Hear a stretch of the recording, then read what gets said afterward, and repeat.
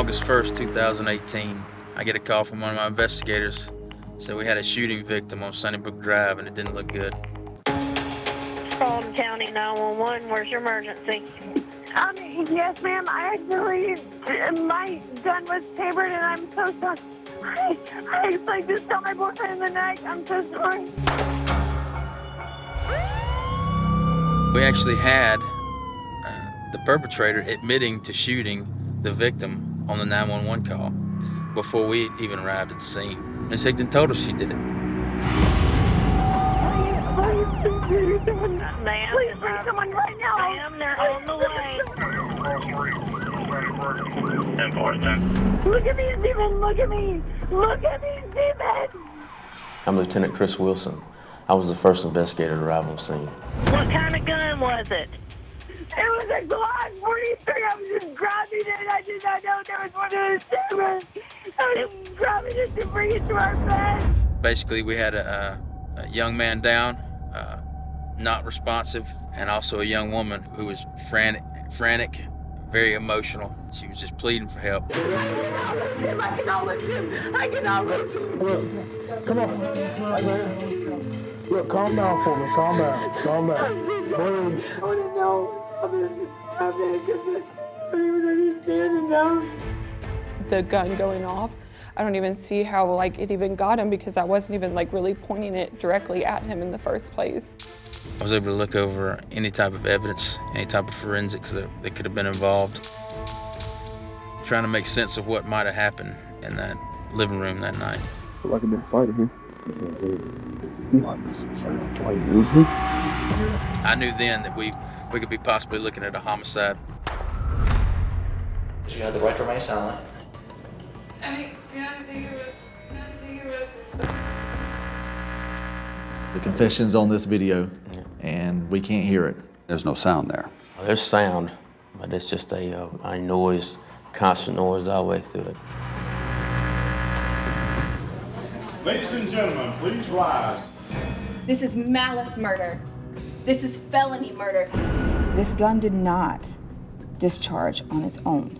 Mary Katherine Higdon was angry, she lost control, and she pulled the trigger. I didn't even know it was chambered. I never wanted to hurt him. I never wanted anything like that. There may be people watching this who find it hard to believe what you're saying right now. Mm-hmm. What would you say to them? All I know is what's in my heart, and I know what happened that night. I loved Stephen. I would never, ever do anything to hurt him.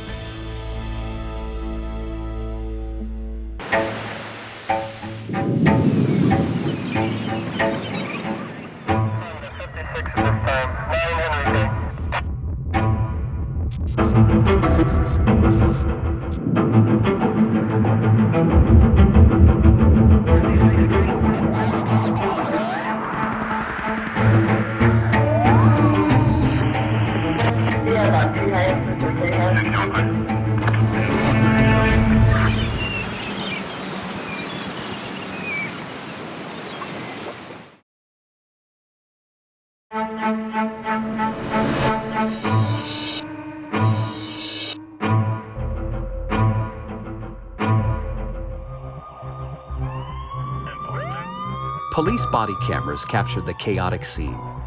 The night Stephen Freeman was shot and killed by his girlfriend of 7 years, Mary Katherine Higdon, inside the home they shared.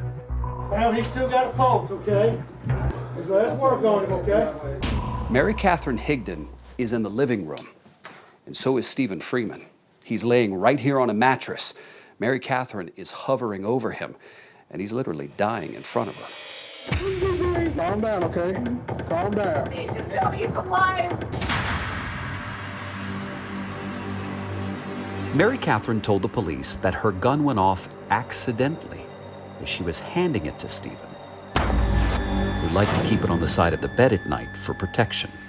None of our guns that we've had around our house were ever, chambered. There was never a bullet in the chamber. It was never my intention to ever injure him or kill him. Those words ring hollow to Stephen's grieving mother, Jennifer Freeman. Have you spoken to Mary Katherine Higdon since this all happened? I have not. She will never give me an answer that's going to be good enough for me, because this should never have happened. Stephen was 23 years old. Everybody just loved Stephen because he was just sweet, you know, just a good kid. Stephen's heart was huge. He was a devoted son. To the most wonderful woman in the world. Jennifer treasures the note he wrote her after she had gone back to school and completed her college degree. And know that if you put your mind to it, you can accomplish all of your hopes and dreams and more. I love you to the moon and back, Stephen. And that was our thing. It was either I love you more or I love you to the moon and back. That was our little thing. What's up, Stephen? Stephen had a happy childhood, growing up in the town of Griffin, Georgia. Always had a smile on his face, always. And that was from the time that he was a little bitty baby through adulthood. He loved the outdoors, loved it. That was probably his passion. Above all else was to be outside. Duck hunting, deer hunting, fishing, camping. That was where he found his peace and his comforts. Mary Katherine's father, Tom Higdon, and older sister, Sarah, say she too was a happy child.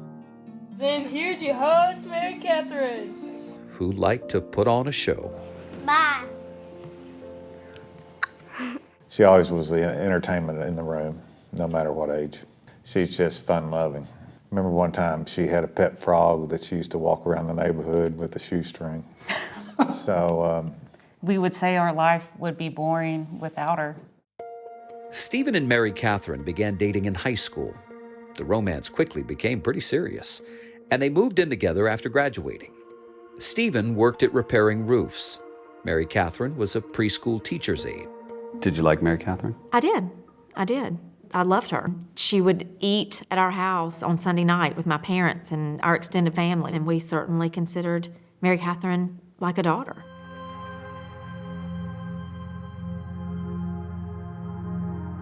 He was just, he's just like my best friend that loved me and that was there for me and just listened to me. And we just really hit it off great. We were just, I guess you'd say, like two peas in a pod. Mary Katherine shared Stephen's passion for the outdoors. Before long, she won over his closest friends, Thomas Skinner, Andrew McCree, and Chase Pruitt. What did you like about her? That she made my friend happy. I mean, most girls won't even get in the woods for 30 minutes. If she'll go fish with you for 4 hours or go deer hunt with you, then that's awesome, man. I'm glad you found somebody that makes you happy. The couple also shared a passion for guns. How many guns did Stephen own? He had I'd say couple shotguns, somewhere couple rifles. Around 10 maybe. I know. No, he probably had, probably around that. Probably. Yeah, she would brag about how she knew more about guns than Stephen or us. Yeah. That is because Mary Katherine landed a job selling guns at a local sporting goods store, where Thomas Skinner also worked. Before you're able to sell a gun, you're trained and taught how to handle it, like how to hand somebody a gun. Do you believe her when she says, I just held it up and it went off? No, not for a second. Yet that was the first story Mary Katherine told police when they arrived at the house that night. This is a Glock Model 380. To Detective Adam Trammell, it also seemed like an unlikely story. Is it possible for this gun to just go off accidentally? Not from my experience. The trigger would have to be pulled. This is not the weapon that was used. That's correct. It's just the type of gun. The type of gun. Can you show us the process of loading the weapon and firing it? Yes, I can. First, you would load your ammunition. You would insert the magazine. You would rect the slide and fire the weapon.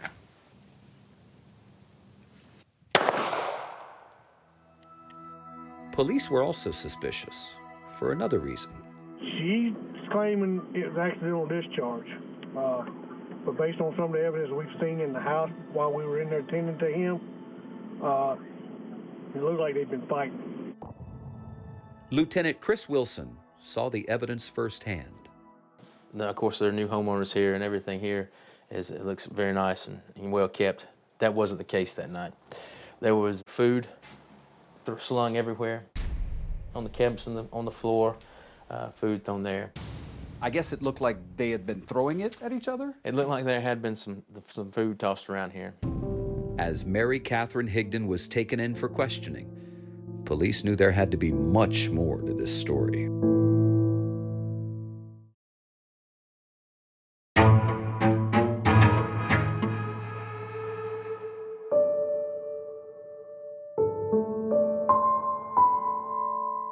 Stephen was the calm in the storm.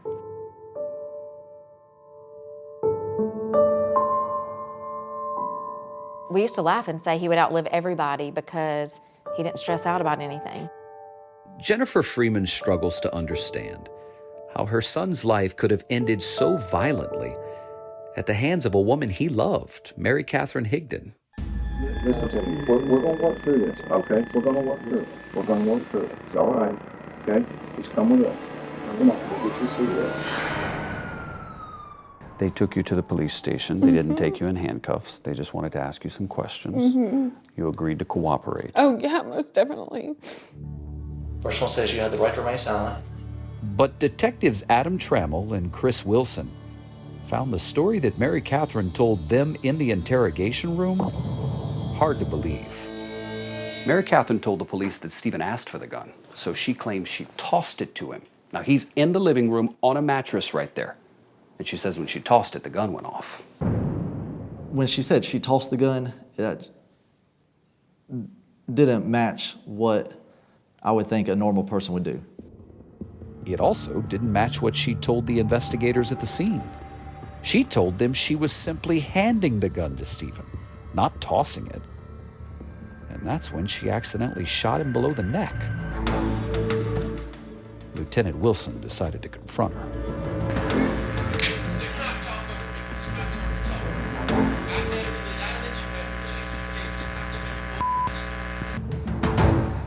You kind of lost your cool on her. Not really. That's the tactic.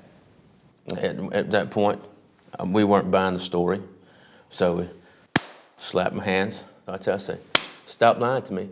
Tell me the truth right now, last time. What did she do? She said, I did it out of anger. Yeah, just like that. Believing that they had an ironclad confession on tape, they arrested Mary Katherine Higdon for murder. But there was a big problem. I mean, the only thing it was is There was nothing but feedback on most of the recording. And it couldn't be fixed. Oh no, what can we do? So at this point, all you've got to say what she said was what you two remember. That's correct. But they still had the forensic evidence that convinced them Stephen's shooting was no accident. So her story was, I don't keep around in the chamber. Correct. Okay. What did you find on the weapon that said to you, I don't know if I believe that. Looks like she loaded it that night. There was cooking grease on the magazine. There was also grease on the slide of the gun, which tells me that the magazine had to be out at one point, rounds loaded, slid back into the gun, and racked. Mary Katherine had told police she was cooking dinner for Stephen that night, the same dinner they found thrown on the kitchen floor. She's just very loud, very dramatic, very always over the top, looking to go start an issue. As investigators began to question the couple's friends, they discovered this teenage love affair had turned toxic. And most of the blame was being placed on Mary Katherine. 7 times out of 10, she was bitching at Stephen for something. Stephen would often walk out during an argument and block Mary Katherine's number from his phone. That's because she would call him obsessively, according to his coworker Elijah Varela. Some mornings, several different occasions, he would get to work, and before we even got to the first job, he'd have 30 missed calls from her. Like, she was just blowing him off the line. His friends also told detectives Stephen feared she was unstable and dangerous. I know that she's pulled a gun on him before. Oh, has she? Oh, I know that. He's told me. I know she's done it 3 or 4 times, like, at least. Each one of you was told by Stephen that Mary Katherine pointed a gun at him. Is that correct? Yes. As soon as they said he was shot, I knew what happened. I knew Mary Katherine did it. On April 21st, 2018, 3 months before he was killed, Stephen texted his friend Andrew. MK is running around screaming at the top of her lungs outside. And now she's trying to shoot me and herself. As alarming as that sounds, it was another alleged incident the following month that left Stephen badly shaken. He said, she's pointed a gun at me multiple times. But this time was the only time I saw a look in her eyes, and I was actually scared that she might shoot me. So he came over to my house that night. Did Stephen ever report that to the police? To my knowledge, no. I think he thought he could handle it, or I don't know. He said he cares for her. He doesn't want her to go to jail. The relationship was on again, off again, and it was a roller coaster ride right up to the end. On July 30th, 2018, 2 days before Stephen's death, he texted, "Good morning, beautiful. Mary Katherine, have a great day. Stephen, you too, love you." But by the next day, I said, "Are you and Mary Katherine arguing?" And he said, "Yes, ma'am, I'm not going back there tonight." And he said, "I'm running from Satan." Stephen slept at a friend's house, ignoring Mary Katherine's calls and text messages.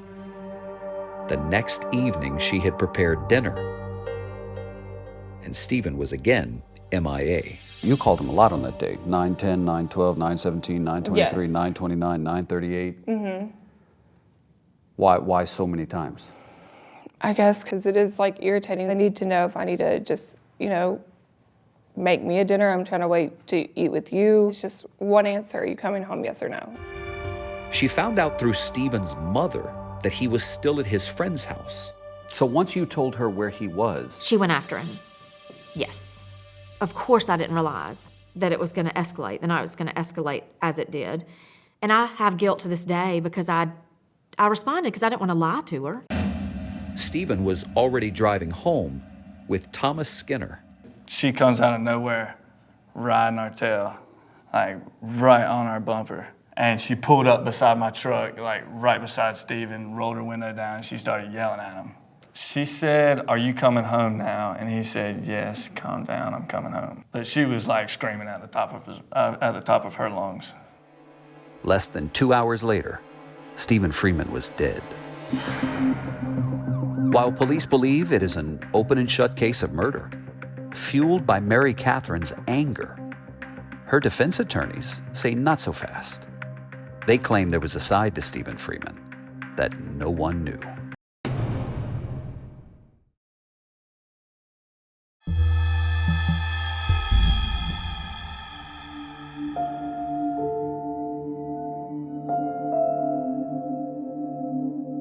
If Stephen Freeman truly feared that Mary Katherine might shoot him, why didn't he leave the relationship for good? I played that over my head a million times why I couldn't finally walk away. Hindsight's 20/20. Maybe we should have done more. Maybe we could have done more. But Mary Katherine denies she ever pointed a gun at Stephen. That is, until the night she killed him. Well, let me just read a text, and I want to be specific here. Stephen texted you this: "I know you pointed a gun at me a bunch of times, but the last time you did, it scared the bleep out of me." Mm-hmm. Did you point a gun at him? No, I didn't, because when he was saying that I had pulled a gun to kill myself, I was thinking about hurting myself. If true, it wasn't the first time Mary Katherine's father told detectives. Both he and Stephen were concerned about her suicide threats. And I didn't realize until after he died that she would tell him that if he didn't come home, that she was going to kill herself. I think that's why he stayed. But by July of 2018, Stephen had had enough. He made plans to move to another town with his friend Thomas and not tell Mary Katherine, according to prosecutor Kate Leonard.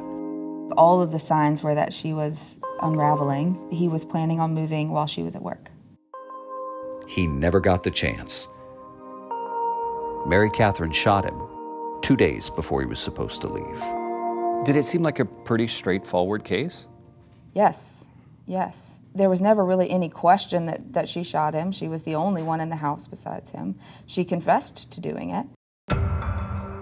What we're looking at is what we call the murder board. The prosecution claims it discovered Mary Katherine had revised or added details to her story 10 different times. The 911 dispatcher asks her what happened, and she says that she was just grabbing the gun to bring it to bed. Remember, Mary Katherine said she didn't know the gun was loaded. Then, once officers arrive on scene, then she starts telling the officers that she was handing Stephen the gun and that it accidentally went off. according to detectives, she told them in the interrogation room the gun went off when she tossed it to Stephen. The story you first told them was not true. Yes. I knew that obviously it was a lie, but I guess I was just scared. Then police say she admitted shooting him in anger.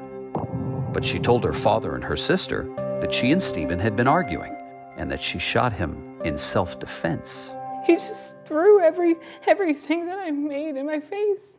And I just picked up the gun just to scare him, just to get him out of the house because I was scared. When you raised the gun at him, did you say anything to him? I just said, get that blank out of my house. And what did he do? I remember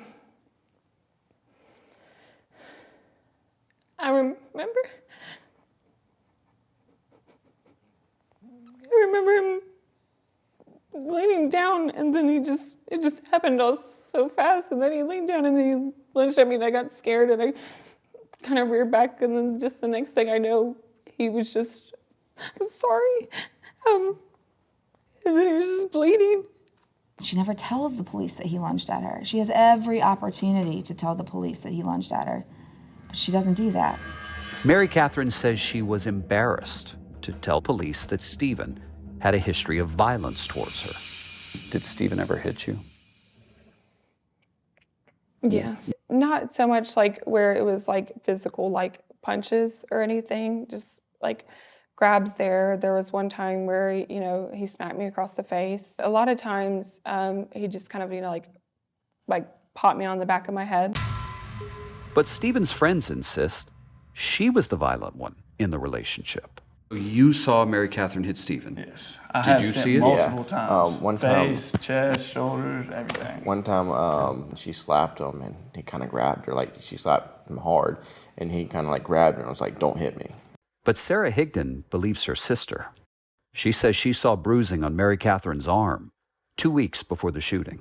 And I wish that I would have taken a picture of it, and she wouldn't tell me at first. But eventually I pulled her off to the side and I was like, "What is that?" And she was like, "Well, Stephen just grabbed me a little bit too hard." And I was like, "What are you talking about?"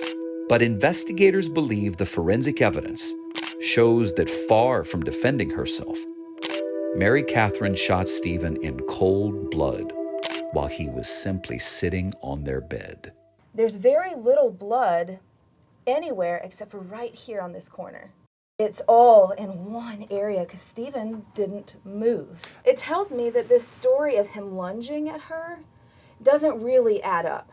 The thought being, if he had gotten up and started to make his way toward her, there would have been some blood that moved beyond the bed. Correct.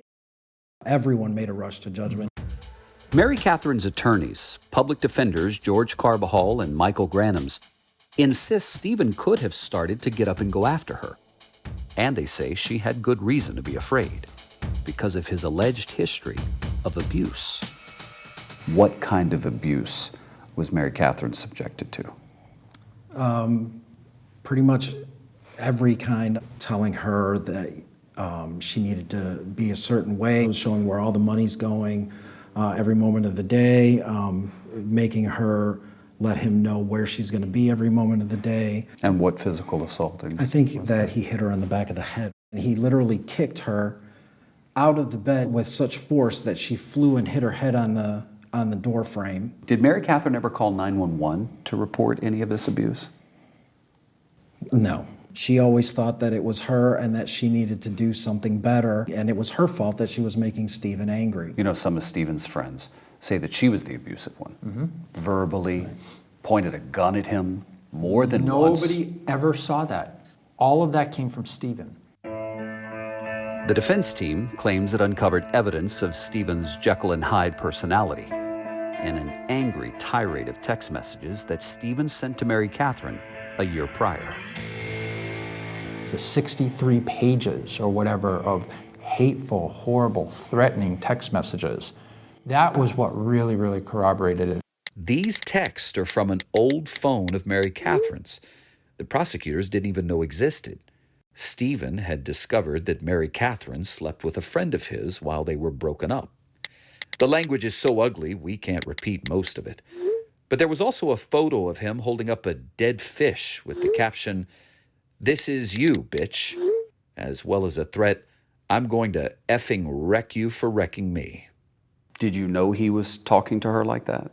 I didn't, but I do know that he was a human being and he was hurt. He was angry, and I don't condone the language. I don't condone what he did. The defense claims this is just the tip of the iceberg. As Mary Katherine takes the stand at her trial, her testimony takes the courtroom by surprise. What is the red room? It's like one of those, I guess, sex rooms off of 50 Shades of Grey.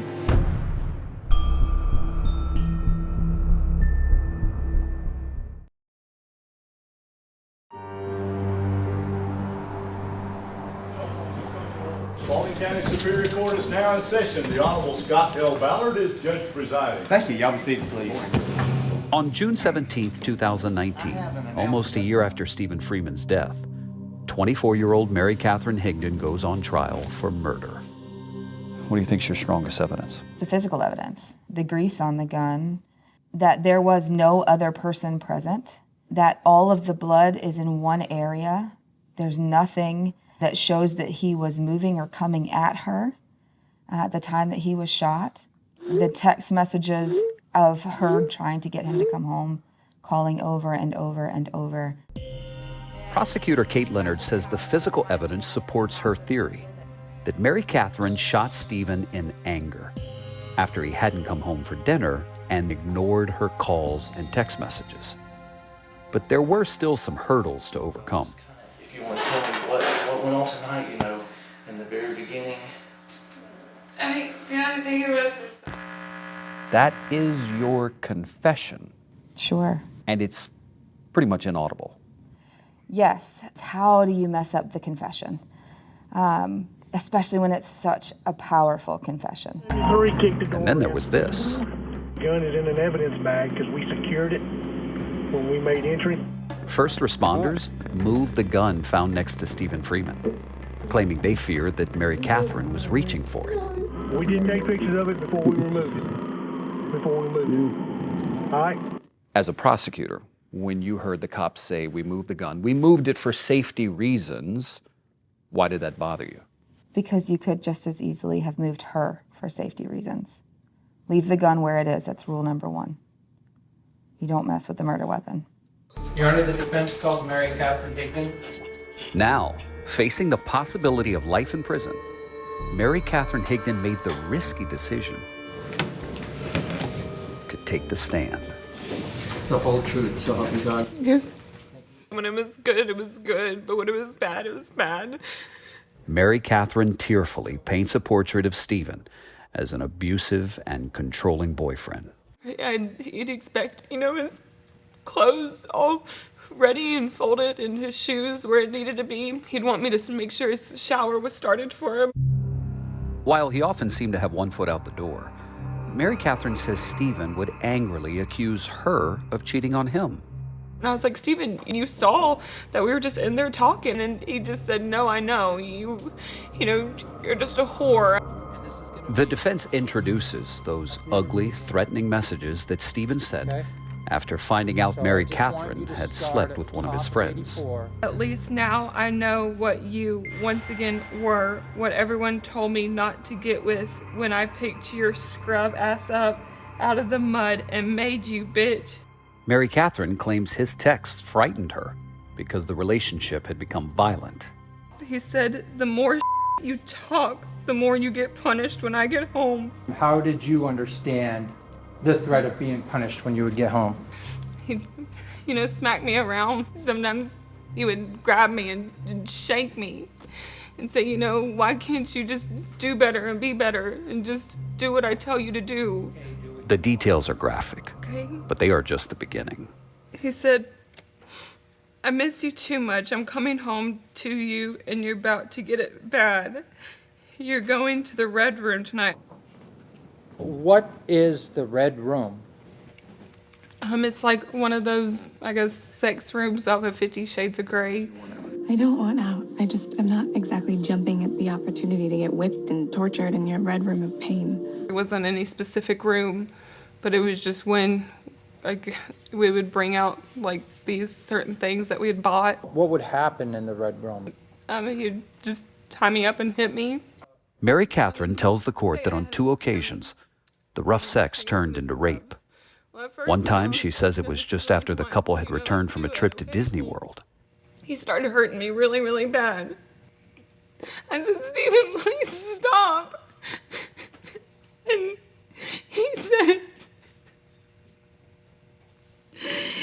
said that since he spends so much money on me at Disney, I need to give him what he deserves. To get up there and call a dead man a rapist, that's disgusting. She had never told anyone that before. How convenient to wait until you're sitting on the stand accused of his murder and he can't defend himself. But Mary Katherine insists that's why she was so afraid of Stephen the night she shot him. And she adds a new detail, claiming Stephen became angry after finding out she wanted to end the relationship. So he started throwing things, started, pushing me around. And that's when I got scared. And I just wanted him out of the house. And then that's the next thing I remember is him lunging at me. And then the next thing I remember then is him standing there saying, call 911.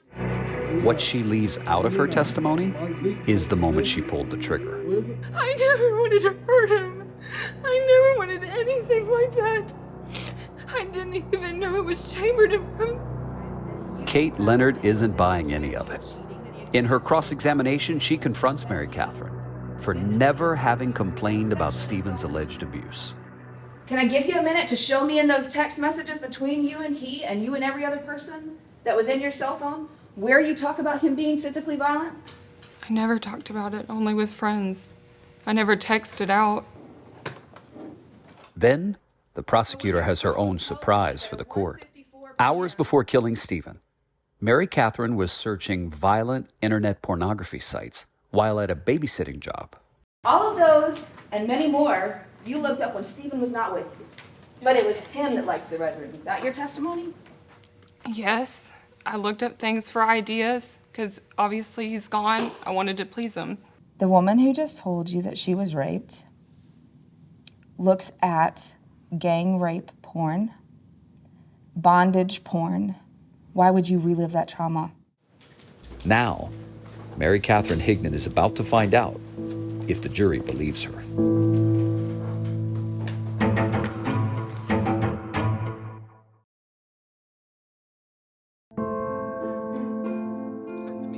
Mary Katherine Higdon spared no detail in her emotional testimony about alleged abuse by Stephen Freeman.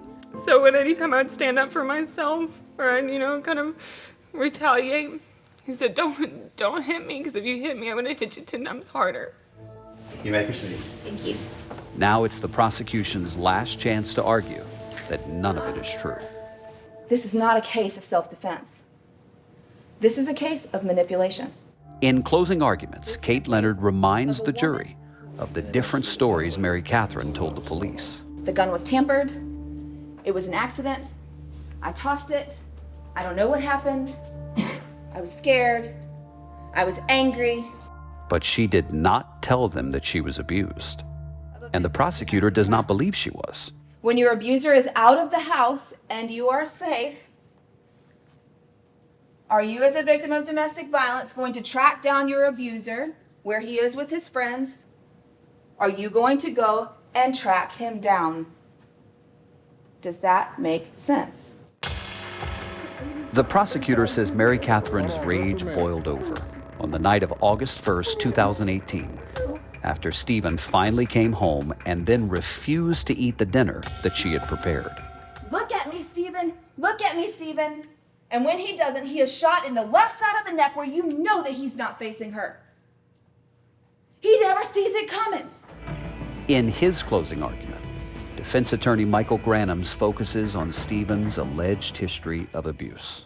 Those were his words. The more you do this, the more you're going to get punished. Granums brings up those ugly texts that Stephen sent Mary Catherine a year prior. That torrent of demeaning, hatred texts is probably the worst tirade that I've ever seen. And I'm a criminal defense lawyer. Then he recounts Mary Catherine's most serious allegation, that Stephen raped her. And as she's crying and she's telling him it hurts, Stephen, stop, Stephen, you're hurting me. His answer, well, I spent money on you at Disney, so I'm entitled to this. He insists Mary Catherine saw the same frightening look in Stephen's eyes just before she shot him. Mary Catherine Higdon knew exactly what was coming. Granums demonstrates his point with an unusual prop as a metaphor. Does anybody have any doubt about what's going to happen next? You may now retire to the jury room. As the case heads to the jury, the drama is far from over. I just knew it was a major responsibility. Two of the jurors, Victor and Chris, were feeling the weight of their burden. And I knew pretty much no matter what you vote, one family gets hurt. You destroy one side of that courtroom no matter what you vote. Within minutes of getting the case, the jury took its first vote. 10-2. Guilty. But then... And I knew that I was about to be the one to upset that apple cart. So I went ahead and did that. Both Chris and Victor told their fellow jurors that they shared the defense's concerns about the investigation, starting with that lost confession. In the very beginning, I think it was. Inside, I was like, are you kidding me? I mean, I know this isn't a major city, but it's audio equipment. She's still in custody. Why are you not going to bring her back in to at least speak with her again? But Mary Catherine had already obtained a lawyer. Where's the gun at? It's right there. And they questioned why the police moved the gun that was used to shoot Stephen. It's ludicrous to argue that it's easier to move the gun than it was to move her. What also troubled them? Prosecutors had cracked open Mary Catherine's cell phone for texts, social media, and search histories. But they decided not to spend another $1,800 to unlock Stephen's phone. It was too expensive to pay another $2,000 to crack his phone open and let's see what kind of person he was to try to, dispute the rape and abuse allegations or back him up. They didn't do that. But you could already get those messages on Mary Catherine's phone. No, we get the message between them two. We don't get what he was talking about with his homeboys or what he was looking up online and all that. Chris and Victor say they were left with serious doubts about all of the prosecution's evidence. All of it's tainted from the way the cops handled the investigation. Well, if you don't have any evidence, you don't have a case. I didn't have any proof that she had done much anything except for lying. And those lies didn't seem to bother either juror. If I was being arrested for potentially murdering somebody, I probably would get scared enough that I would just come up with whatever story I could. But that almost seems like you're making an excuse for her. I'm not making an excuse, I'm just empathizing with the situation. And in toxic relationships, there are mountains and mountains and mountains of lies. By the next afternoon, it was clear. Their arguments had made an impact. And so the jury had a verdict. We, the jury, find as follows. Count 1, malice murder. We find the defendant not guilty. Count 2, felony murder. we find the defendant not guilty. Not guilty of murder, as well as the lesser charges of assault and possession of a firearm during the commission of a felony. And I'm just sitting there and I'm thinking, I have failed this family. And that was hard. We did good work on this case. Say that you don't trust the police because of the interview. Say you don't trust the forensic evidence. You still have the 911 tapes where she says, I shot my boyfriend. 2 hours later,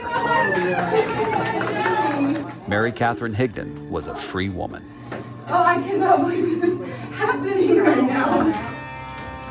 As she watched the woman who killed her son walk free, Jennifer Freeman could barely contain her anger toward the jury. Stephen definitely got the short end of the stick because I don't believe that they even listened.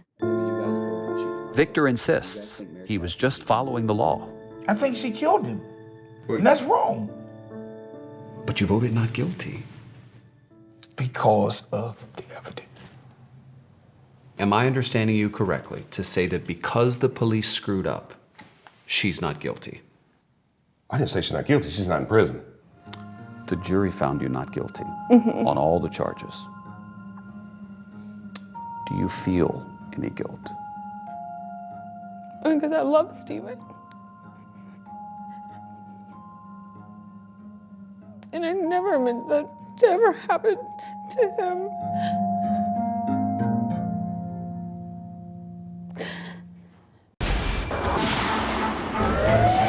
"48 Hours. Don't miss an episode."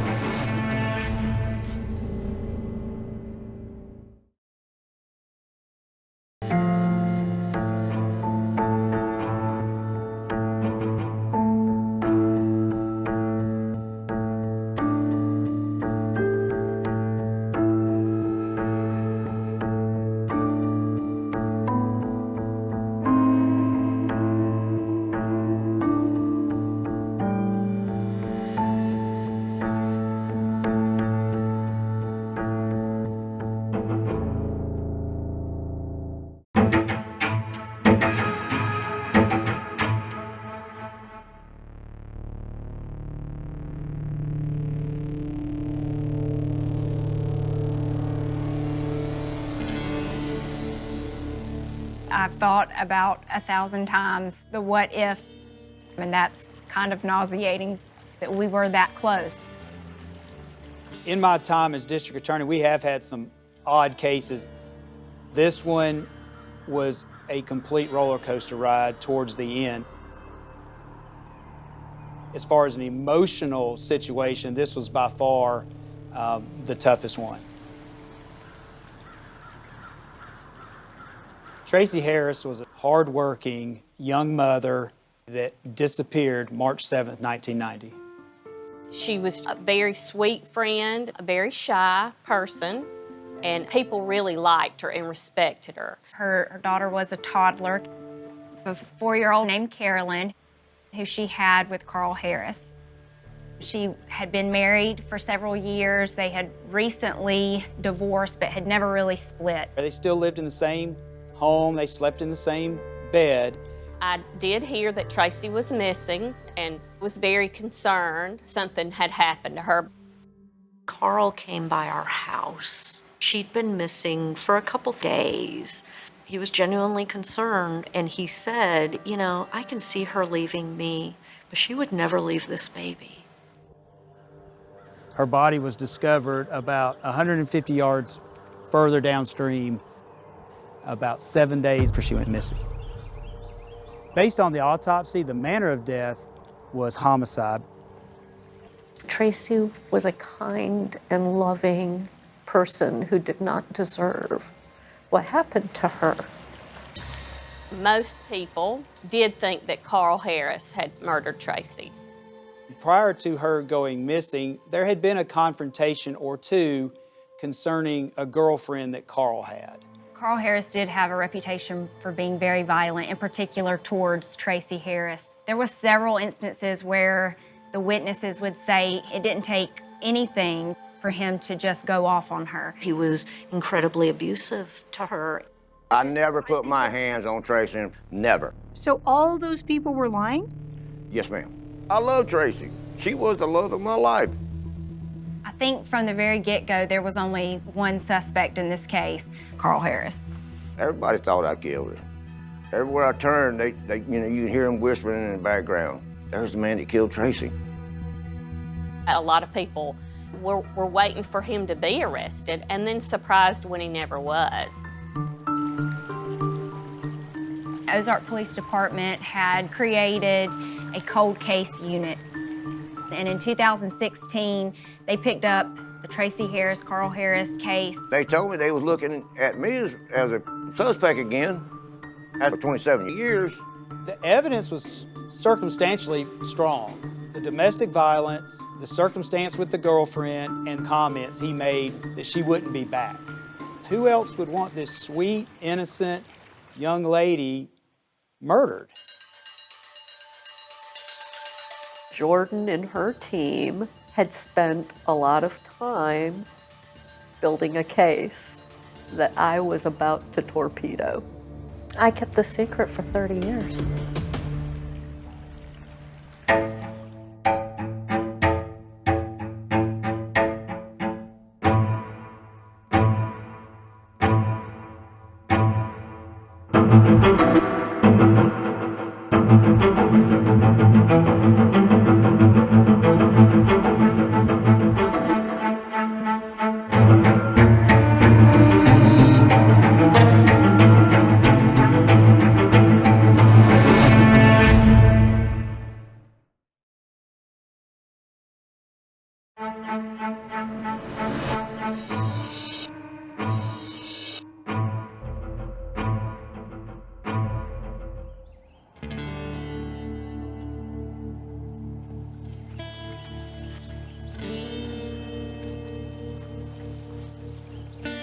Tracey was alive when she came to this location and traveled down this access road to the beachy area. 22-year-old Tracey Harris disappeared on March 7, 1990. A week later, her body was found in the Chattahoochee River, a few miles from her home in Ozark, Alabama. The area around the river was a place Tracey and her friends would get together. It was certainly one of the first places that investigators were looking for Tracey. Dale County District Attorney Kirk Adams. Her body had come to rest upon a log after the water started to recede a bit. The autopsy revealed that Tracey had drowned, but also noted marks around her neck, likely indicating strangulation.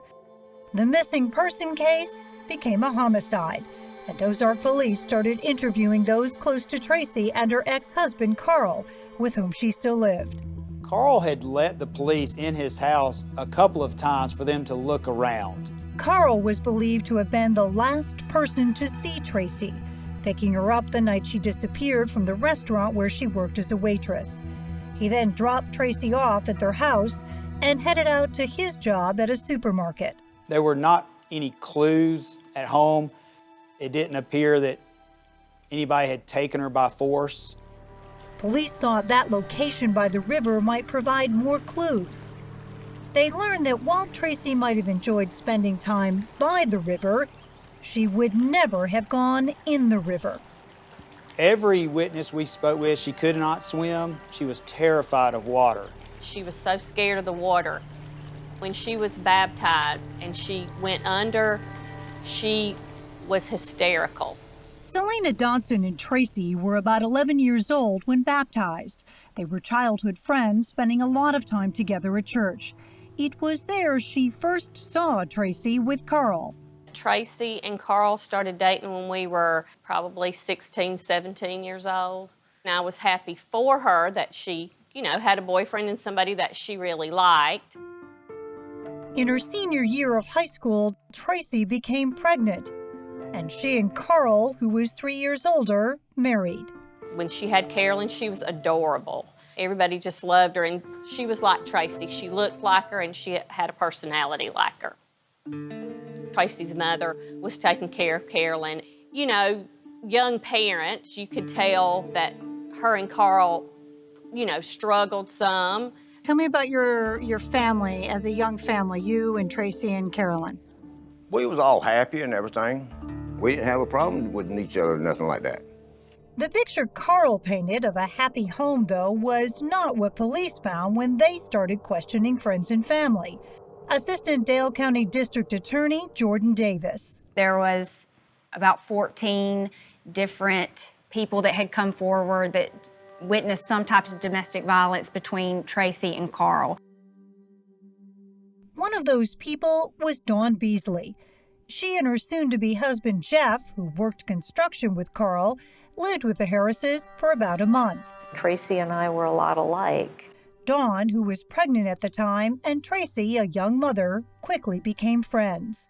I think that she appreciated having someone, Carl was real controlling, and, he didn't want her to have a lot of friends. What did you see going on between Carl and Tracey? So one time we were sitting at the table, and she told Carl, hey, listen, I'm going to need some money for the water bill. And he flew into a rage. He's got her bent over backwards with his hands around her throat. Did he verbally threaten her? He threatened to kill her in front of me.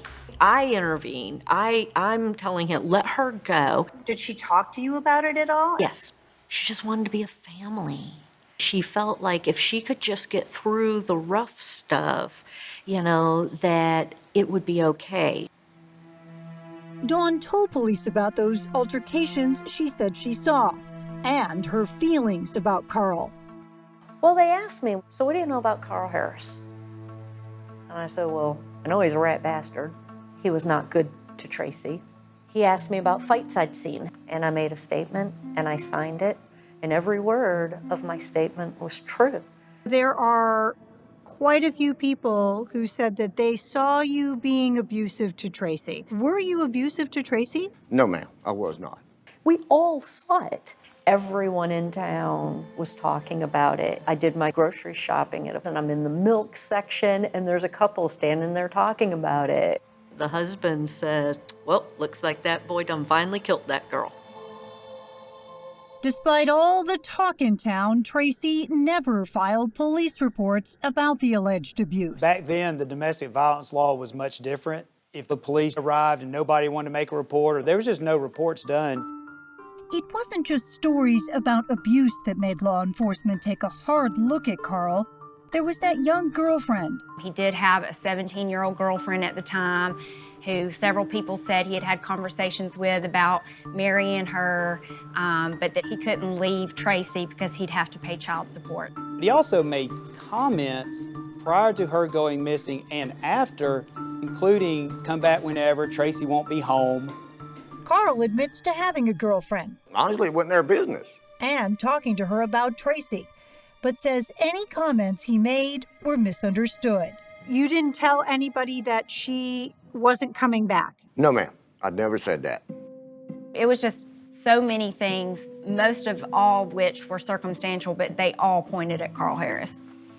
But no arrest was made, and the case went cold. Carl claims that through the years, he occasionally called authorities to ask about the investigation, but they say otherwise. Has there ever been a time that Carl Harris said, I want you to find out who killed Tracey? Never. Does that strike you as odd? Strikes me as very odd.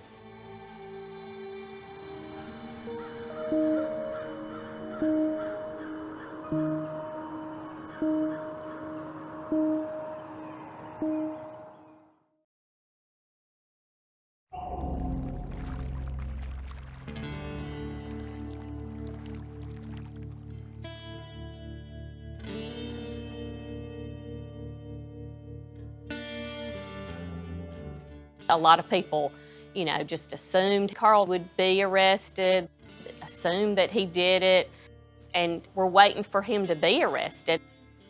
For years, Selena Dodson wondered if there would ever be justice for her friend Tracey Harris, who in 1990 was found murdered in Alabama's Chattahoochee River.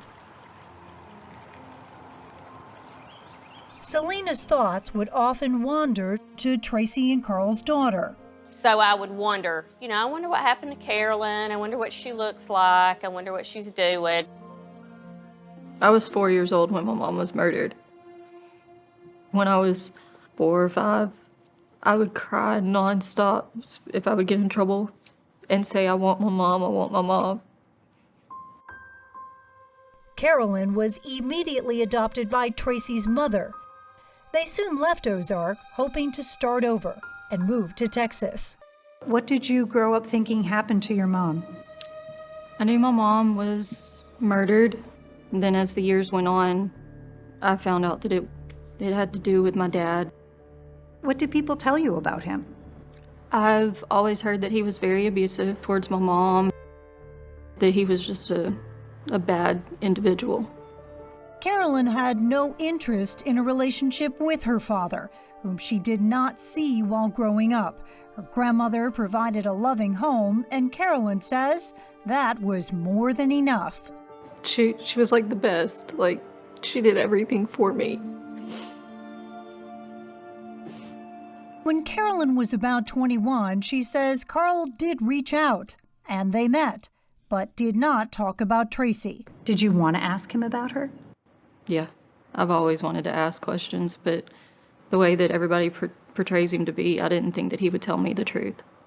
Still, Carolyn wondered about her mother, wanting to know what really happened. I have tried to piece it together. That's what I do. I try to piece everything together and make it all make sense. This was definitely something Carolyn was passionate about. She wanted some type of justice for her mom. When her grandmother died in 2015, Carolyn returned to Ozark to bury her, next to her mother. She started asking people in town what they knew about Tracey and the investigation. And there was one lady, she said that her son happened to be best friends with the sheriff. Carolyn spoke with the sheriff, who put her in touch with the Ozark Police Department. At the same time, the cold case unit was starting to reopen the investigation. As it turned out, their #1 suspect had not changed. There was nobody whose name had ever come up that had any reason to kill Tracey Harris. And I think when they reopened the case, they were just trying to prove Carl did it, not look for anybody else. And so they went back through all the witnesses that had given statements in 1990, all the ones that they could find, they got back in touch with. Among those who police went back and interviewed, an acquaintance of Tracey and Carl's. He said the police are so dumb, I can kill somebody and get away with it. Tracey's aunt. Because it kind of shocked me because, I mean, he was saying that it was like he was smarter than the police, you know. I was a young, naive teenager. Investigators also tracked down that girlfriend of Carl's, who was 17 when Tracey was murdered. Did Carl at any time tell you that you didn't have to worry about Tracey showing up again to the house? He could have. And when do you think he said that? I don't know. Although she recalled little about her time with Carl, she did remember learning Tracey was dead. I just couldn't believe that she was dead. And her realization that perhaps her boyfriend was a murderer. I just remember thinking that, you know, people were talking, and it even took me being questioned to even think that maybe he could have done it. But after it all happened, we just stopped seeing each other. And there was also several people that they found since then that he had made statements to that were incriminating. While police were reinvestigating the case, Carl was trying to get on with his life. Several years after Tracey's murder, he had left Ozark, feeling like the cloud of suspicion had destroyed his life. I had to go out of town to get jobs where people don't know me. He worked as a bouncer, in construction, had a girlfriend and another daughter. By 2016, he had moved to South Carolina, where investigators gave him a call. I thought it was good news. I thought they found somebody they was looking at. And when they told me they was looking at me as a suspect again, they come up 2 weeks later arresting me. More than 26 years after Tracey Harris's body was found, Carl Harris was arrested on September 13, 2016 for her murder. There's absolutely no evidence at all that connects Carl Harris to this murder, none whatsoever. David Harrison is Carl's defense attorney. He says Carl's arrest was motivated by politics and nothing more. In 2016, in this area, there were unsolved murders. They had a lot of political pressure to charge somebody. The environment of Ozark, Alabama was, we need to do something. Were you worried that there was some new piece of evidence that they had? No, I was never worried. Never. Because I was innocent. While Carl may not have been worried, there was someone who for years was. Dawn Beasley, that friend of Tracey's who, with her then fiancé, briefly lived with the Harrises. Every time I would have a police officer get behind me, I would wonder, is this where all of a sudden they know what's happening? This is the moment.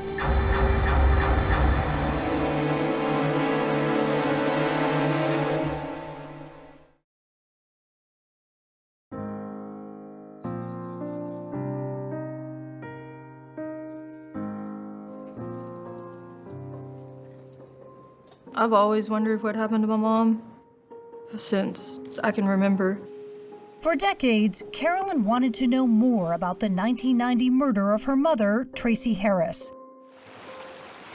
And in 2016, with the arrest of her estranged father, Carl, Carolyn thought finally she would get some answers. How do you react when the thing you want is justice for your mom, but it's your dad who's been charged with her murder? It's a relief that we found somebody, but then in the back of my mind, I'm like, was it really him? Could he have really done this? Why?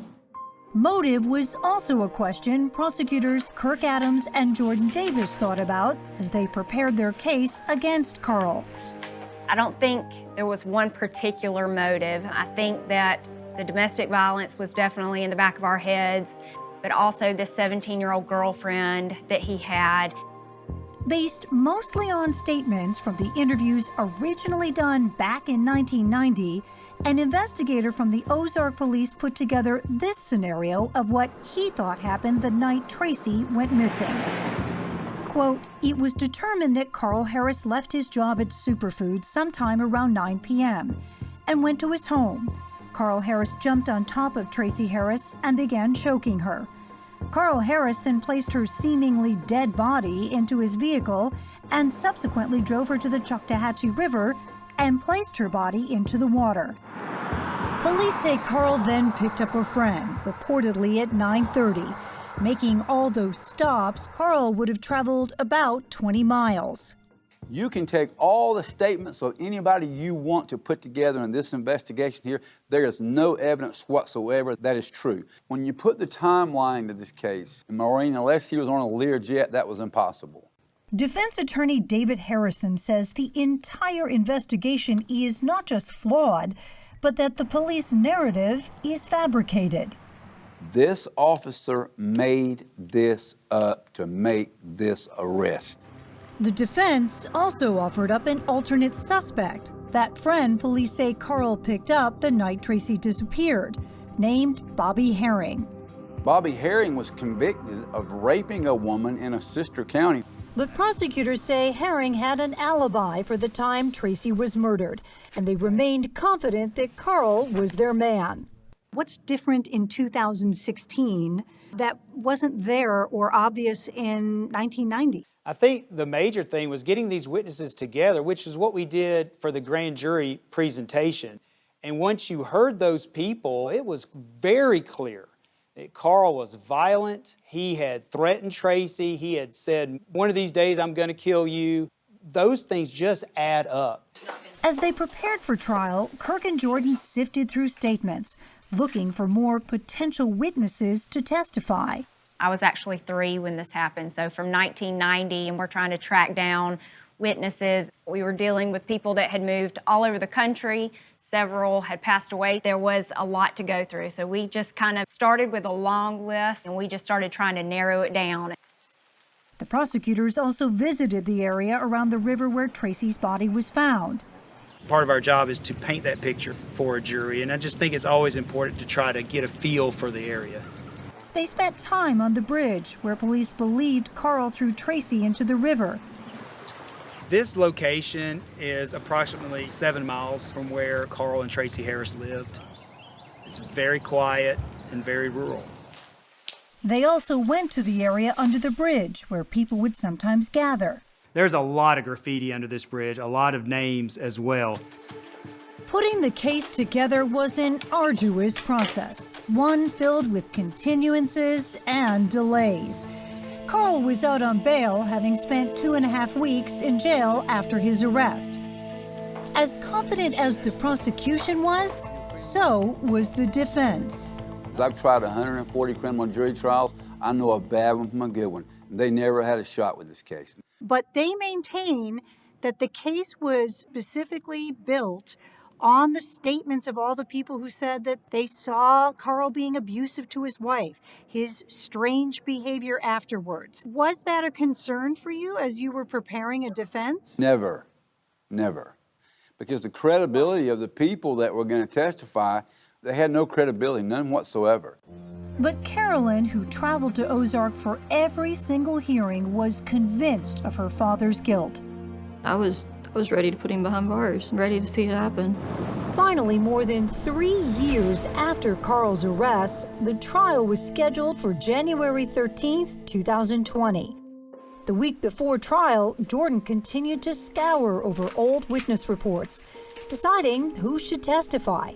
That's when one statement from 1990, not followed up on, caught her attention. The one in particular that we found that they hadn't talked to in 2016 was this Dawn Halbert, now Beasley, and she had witnessed domestic violence while living in their home. What we thought was interesting was that she had witnessed it in the same manner as how Tracey was actually killed. It took Jordan several calls to wrong phone numbers to find Dawn Beasley. And she says, my name is Jordan Davis. I'm with Dale County DA. This is about Carl and Tracey Harris. Dawn, who had moved away from Ozark and was now divorced, says she didn't even know there was an arrest for the murder of her friend Tracey until that call. They asked me, we need you to testify.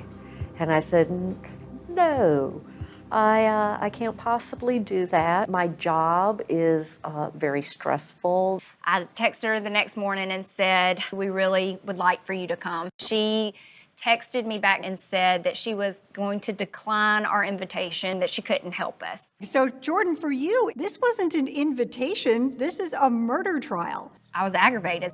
I simply got a subpoena ready and we gave it to our investigators the next day. She made a scene and was very dramatic. I was very unhappy. I said, you're ruining my life and you don't understand why. You guys don't want me to testify.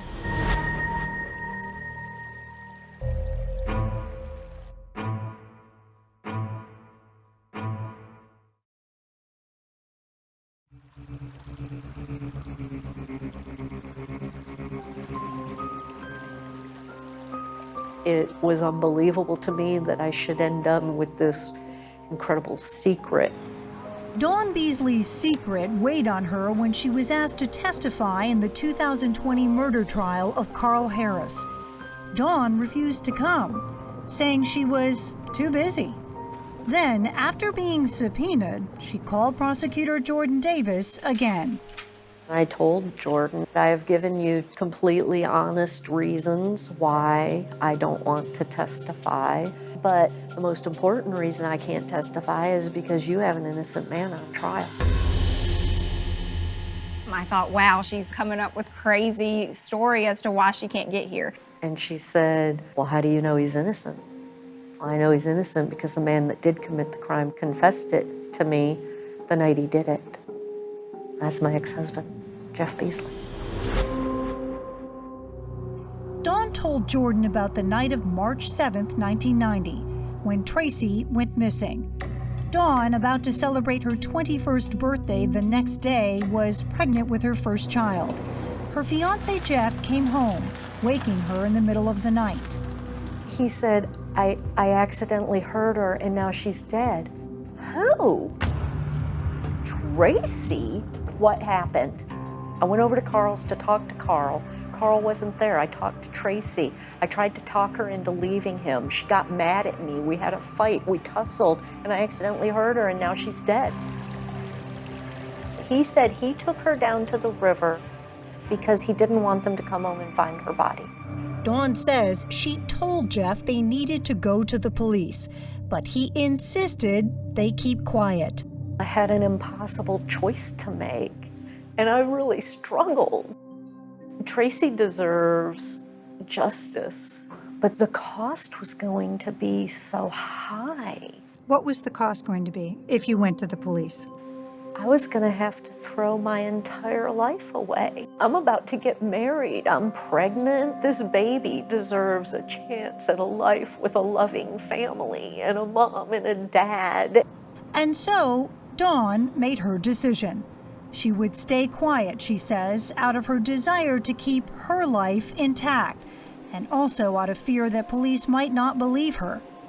They're gonna ask him some questions. He's going to deny it. Then what happens to me?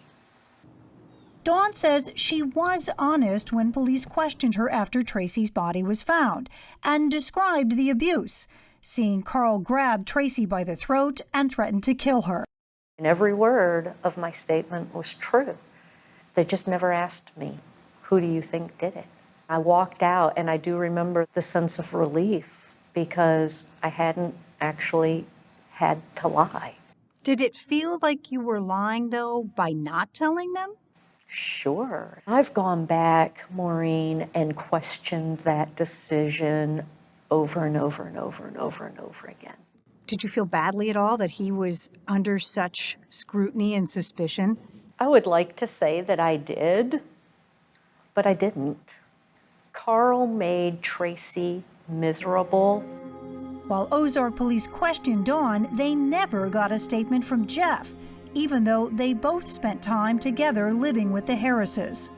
They had a statement from Dawn, and that was things that they had witnessed while living in the home together. I'm sure they thought that Jeff's statement would be very similar to Dawn's. But Jeff Beasley should have raised some red flags for police. He had a criminal record. Dawn met Jeff shortly after he was released from prison, having served 4 years for burglary and escape attempts. But Dawn was willing to overlook his criminal past and the information about killing Tracey. They married and started their own family, keeping the secret to themselves. I never talked about it ever to another living soul, not even Jeff. You and Jeff never talked about it ever again?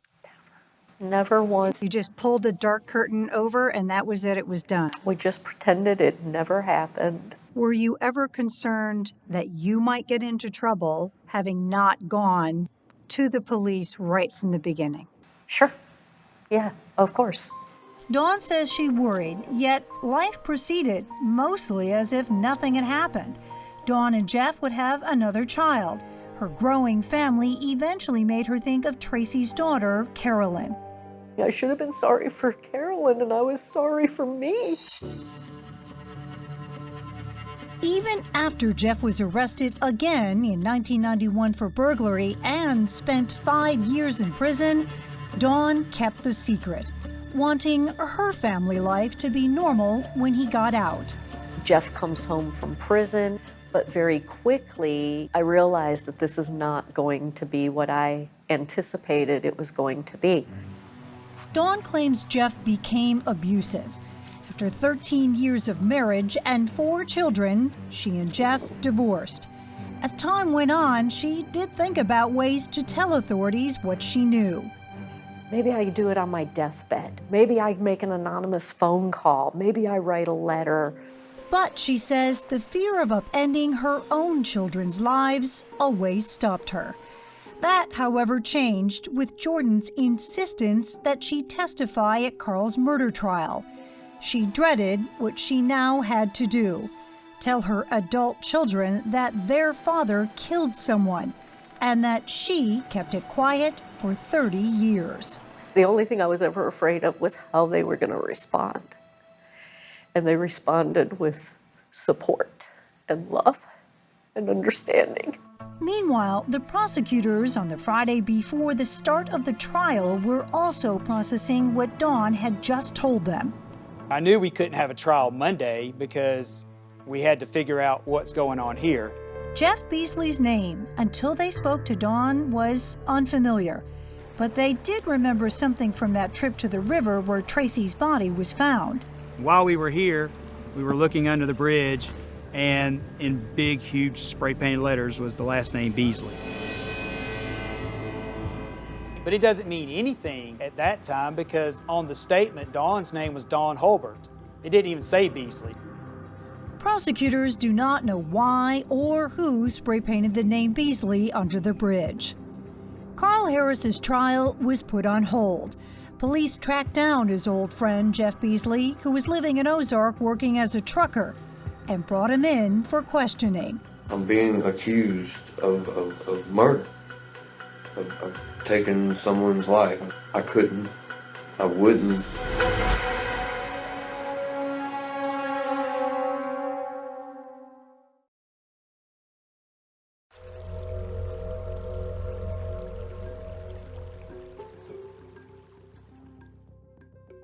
Can we really do this? Can we really solve this for Carolyn? Can we really give her peace?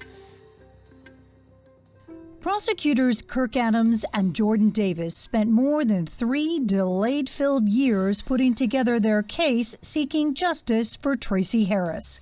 Now, with Dawn Beasley's revelation that her ex-husband Jeff told her that he killed Tracey, I appreciate you coming in. they hope to learn the truth. Did you hurt Tracey in any way? No. Jeff Beasley not only agreed to talk to investigators, Yeah, just have a seat for me. but also to take a lie detector test. Are you the person that caused the death of Tracey Harris that night?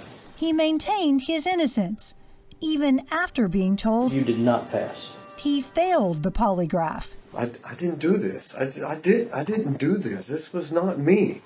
For more than 4 hours, Beasley insisted he had nothing to do with Tracey's death. It seemed like you guys are wanting me to say I did something when I didn't.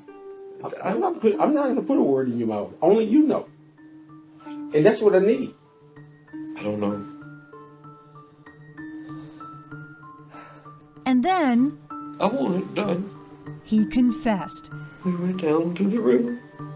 claiming he and Tracey were having an affair. She said she was leaving Carl. They wanted me to leave Dawn alone. So she was telling Dawn. Jeff said he and Tracey had been waiting in the river. And we got into an argument. I was in the river. So tell me what happened. She went down and didn't come back up.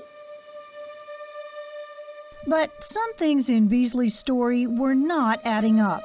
Dawn said Jeff had told her that Tracey and he fought at the Harris's home, and those who knew Tracey did not believe she was having an affair. Not one witness we had ever mentioned that she was possibly seeing someone else because it was clear from the witnesses that Carl wouldn't allow that. I cannot imagine that she was cheating with Jeff or anyone else. He told me it was an accident, you know.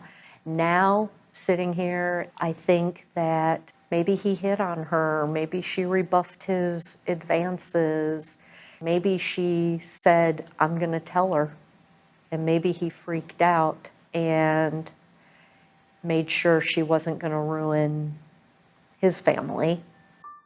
And there was the issue of why Tracey, known to be terrified of water, would voluntarily go in the river.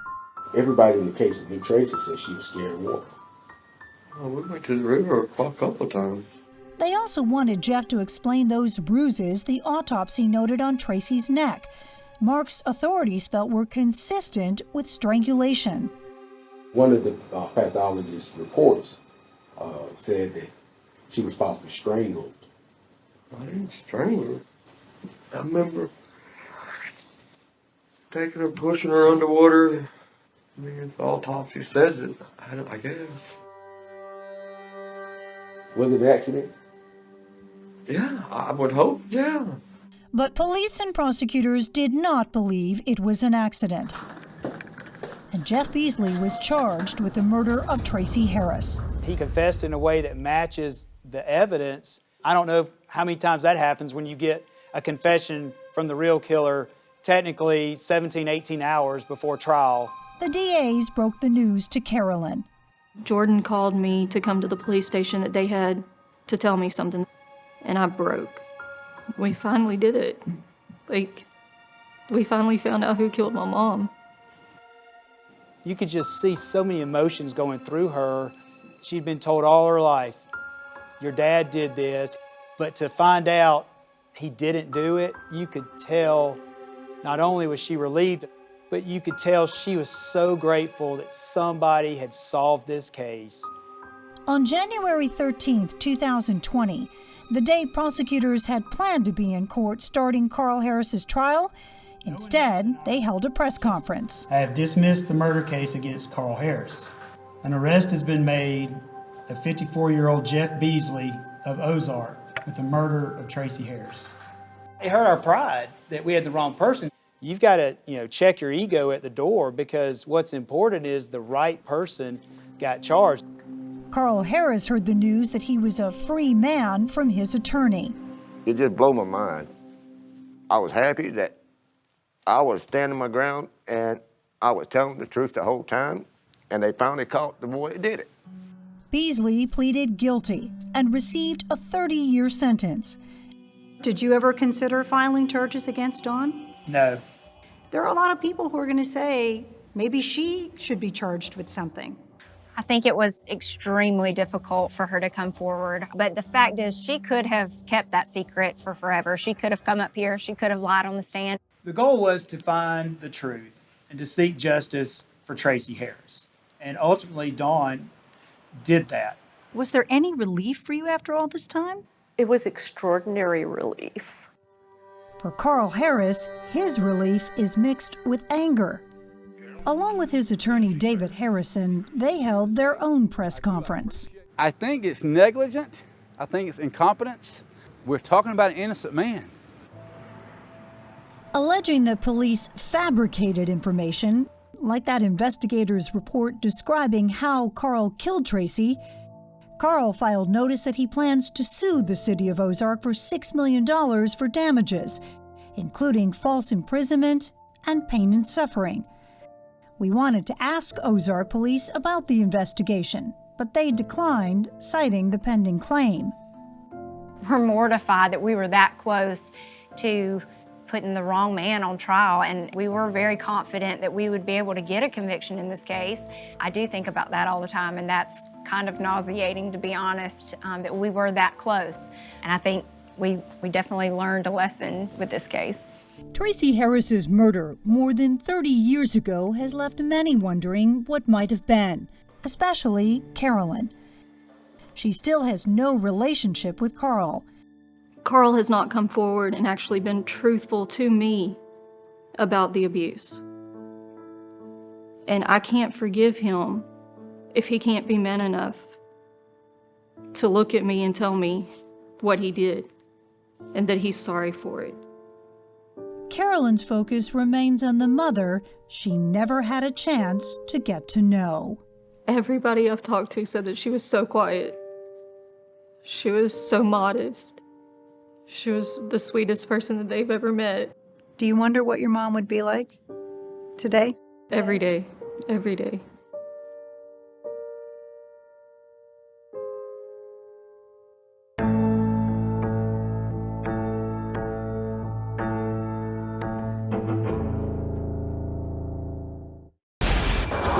"48 hours. To miss it would be a crime."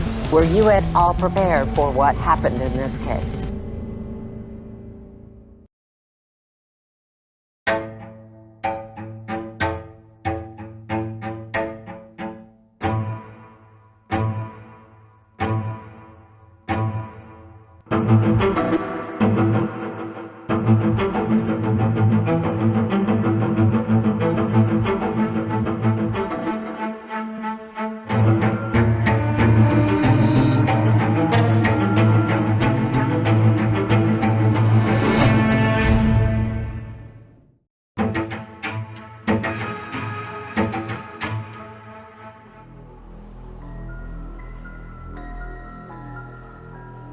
This story has always been one that has fascinated people because it's so bizarre that this could even happen.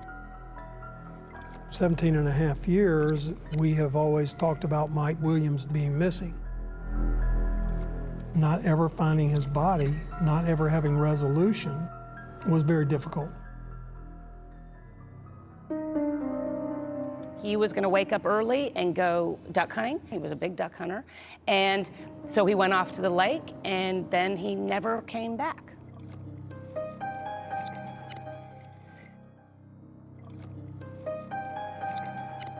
Mike Williams was a straight shooter.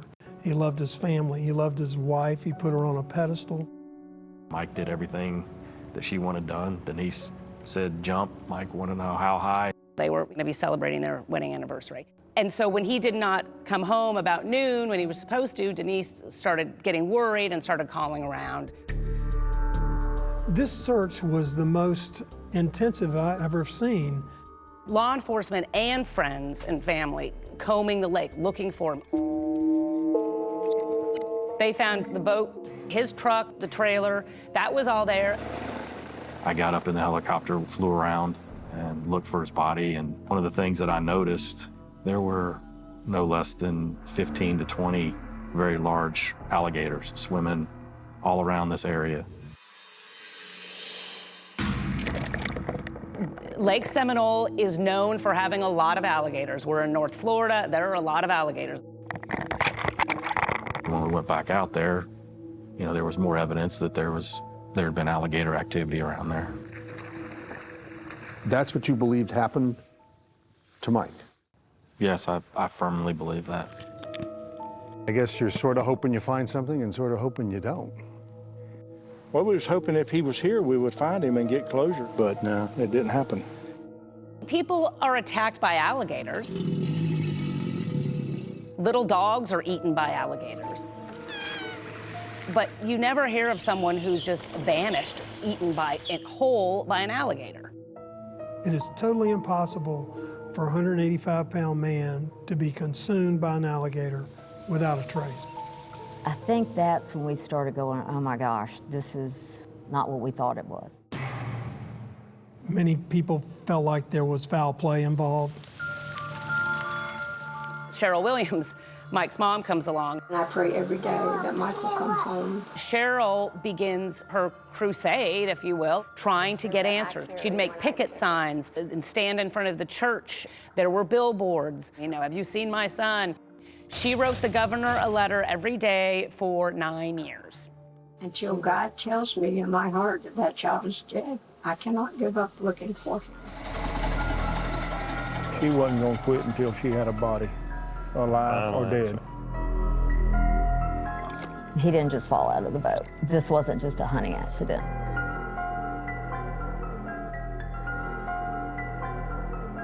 This man was murdered, and they blamed it on alligators for 17 years.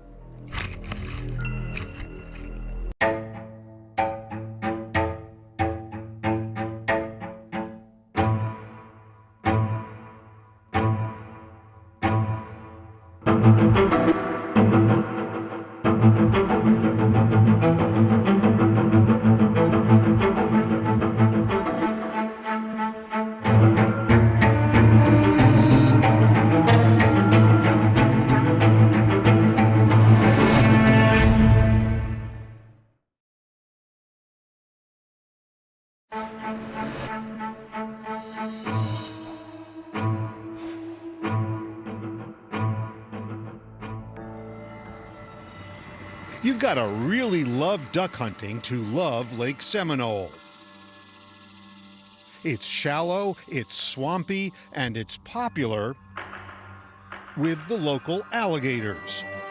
Mike Williams really did love duck hunting, and people say that's why he came here well before dawn on December 16th, 2000, alone. His wife said the plan was that Mike would be back home in time to celebrate his wedding anniversary. But 12 hours later, after his wife reported him missing, Lake Seminole would be swarming with rescuers, searching for Mike Williams, on the land, on the water, and in the air. Can you show me the area that you guys searched in? Basically this area from here to there, about 5 acres. Alton Renu and David Arnett were among the first law enforcement officers to get a call about a missing duck hunter. What we thought had happened is that he possibly fell out of the boat or capsized. Is it unusual for people to fall out of boats while they're hunting for ducks? It's not unusual. It happens quite often out here, as far as they might hit a stump and throw them out. Early the next morning, there was a break.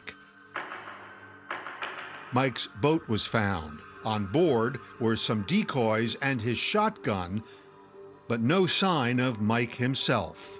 We've done a grid search, very slow, meticulous grid search, back and forth over the search area. And what began as a search and rescue soon turned into a search for a body. We stayed with that grid until we covered this whole area. Cadaver dogs were brought in while teams scoured the murky bottom of Lake Seminole in a gruesome search for Mike's body that was high intensity and low tech. This is the tool of your trade, right? That was actually one of the poles. And all you do is put it in the water and see if you feel anything. If it's a log, it's kind of a thump, kind of a hard thump. If it would have been a body, you hit it, it's kind of like a pillow. Did you feel something ever on the bottom that felt like a body? Never. Williams vanished one day before his 6th wedding anniversary. He met his wife Denise at North Florida Christian High School. He was a football player, she was a cheerleader. He was president of the student council, she was the secretary. How'd they seem together? Great couple. Scott Dungy met Mike in high school. He and his wife Anessa were among Mike's best friends. If you knew Mike, he's the kind of person that is going to do anything and everything for you. So Denise, found a gem. They both graduated from Florida State University. Denise became an accountant for the state. Mike became a real estate appraiser, working for Clay Ketchum. This kid was straight as an arrow. He really, truly was. Clay and his wife Patty got to know Mike well. He was an unbelievable worker. It was not uncommon for him to do 15-hour days. I mean, he would be in there early, work until 1 or 2 in the morning, and then be right back. He had incredible energy. Before long, Mike's career took off, and that's when he married Denise. He loved his wife. He even would leave the office and go pump her gas. I'm sorry, go pump her gas? Yes, she would call him and say, Mike, I need gas. And Mike would run over there, pump her gas, and run back. We all said we wanted to be married to Mike. Just before Mother's Day in 1999, Denise gave birth to the couple's daughter. And by chance, a local Tallahassee TV station was at the hospital. We're just totally overwhelmed. She was due Tuesday, and she would have made me wait a whole nother year for Mother's Day. She tipped the scales. It was unbelievable. I have a whole new respect for my wife and women in general and what they go through to bring a new child, new life into the world. 19 months after he became a father, Mike was missing. And the longer the search lasted on Lake Seminole, the harder it was on the searchers, afraid of what they might find. One of Mike's oldest friends, Brian Winchester, was out there looking for him from the start. And it was Brian who discovered Mike's empty boat. Brian decided that we didn't want to be there when Mike's body was pulled up. Brett Ketchum was with Brian during the search. So we would get in a car and drive to a gas station and go get a Coke. And it was very emotional trips. I mean, it was, crying, and it was tough. The search was called off after 44 days. Rescuers could find no trace of Mike Williams. He was listed officially as still missing, and some people wondered if he had just run off. We knew Mike had not run off. I mean, he loved his family and he adored his daughter, adored her. So Mike did not run off. This was not some elaborate ruse. Soon there was another explanation offered for why Mike's body could not be found. That he had been snatched by an alligator. Alligators, they don't eat you right then. This is morbid to talk about, but they go stuff you somewhere for 6 months and then come back later. One of the rescue teams agreed, writing, "The alligators have dismembered and have stored the remains in a location that we would not be able to find." But there was at least one person who had serious doubts about that theory. Mike's mother, Cheryl. She, pretty early on, believed that there was more to this and that he was not in Lake Seminole. I think she just thought something's not right here.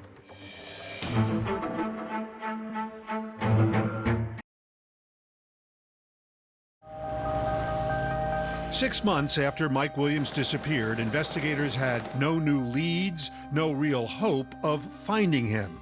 And then, what could be a break bubbled up from the muck of Lake Seminole. That pole is marking a spot where the waders had popped up. A local fisherman found a pair of waders like these, which were believed to have belonged to Williams. Did it make sense to you that they popped up here? I mean, you had searched that area, right? We had searched it many times. Well? Very well. Then, 2 days after that, Mike's fishing jacket and his hunting license were found at the same spot, along with a flashlight. But Williams was still missing. His wife Denise was raising their 2-year-old daughter alone. Denise was a doting mother, the pride and joy of her life. But Scott Dungy says now that Denise was a single mom, money was getting tight. I was helping her with some of the items that needed to be sold and to generate some cash until the insurance money came. And there was a lot of insurance money involved. Williams had 3 policies worth more than $1.75 million. Mike wanted to make sure his family was taken care of because Mike hunted and fished and did some pretty high-risk activity, and Clay really encouraged him to load up. With her expenses reportedly mounting, Denise went after the insurance money quickly. While the search itself is still going on, while he is still actively missing, they're still actively searching for him, she is going and filing a claim against his life insurance. Jennifer Portman covered this case for the Tallahassee Democrat. She was a consultant for 48 Hours. She was really ready to accept the fact that he was missing and presumed dead very early on. But the state of Florida was not. According to Florida law, since there was no proof Williams had died, he would not be declared dead for 5 years. Denise did not want to wait that long to collect on Mike's life insurance. How much time did it take in this case? It took 6 months. It was very fast, abnormally fast. That's because Denise's attorney argued to a judge that the waders, the vest, and the hunting license were proof enough that Williams was dead. The judge agreed and issued a death certificate. Cause of death? Accidental drowning while duck hunting on Lake Seminole. Body has not yet been recovered. Based on that, and that alone, was what got him declared dead. A pair of waders and a fishing license and some other stuff. Yeah, exactly.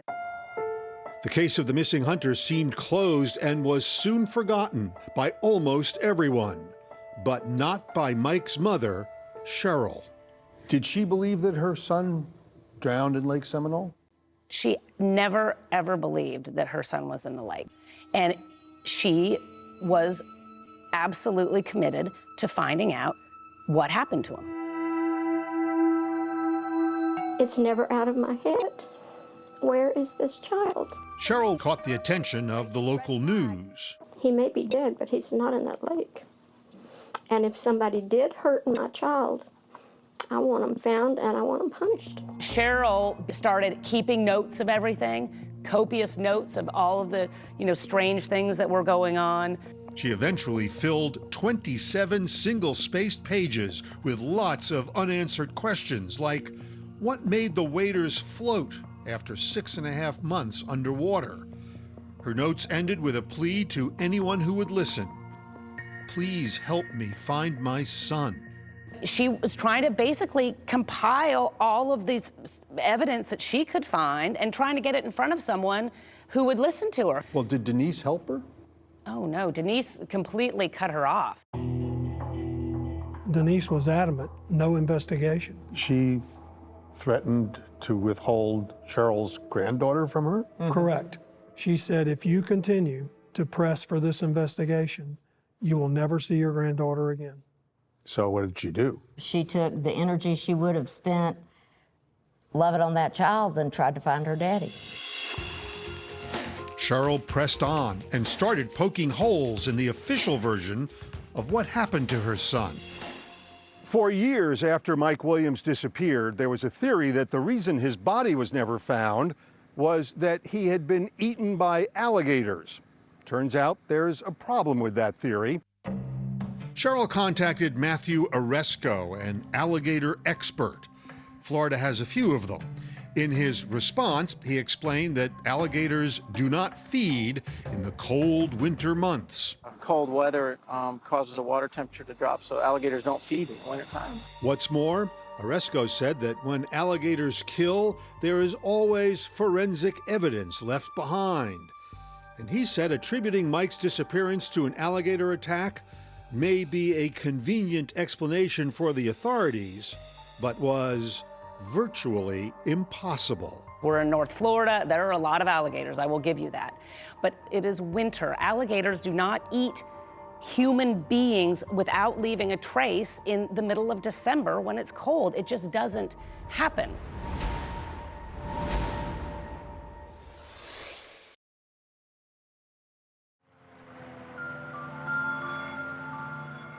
If not for Cheryl Williams, there's no way that we would know where Mike Williams was or anything that ever happened to him. She was the driving force. Cheryl Williams knew because an expert told her that her son was not eaten by an alligator.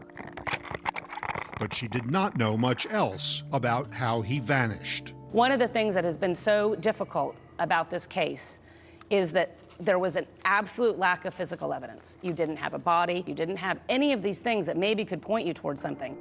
But Cheryl had something, those 27 pages of detailed notes.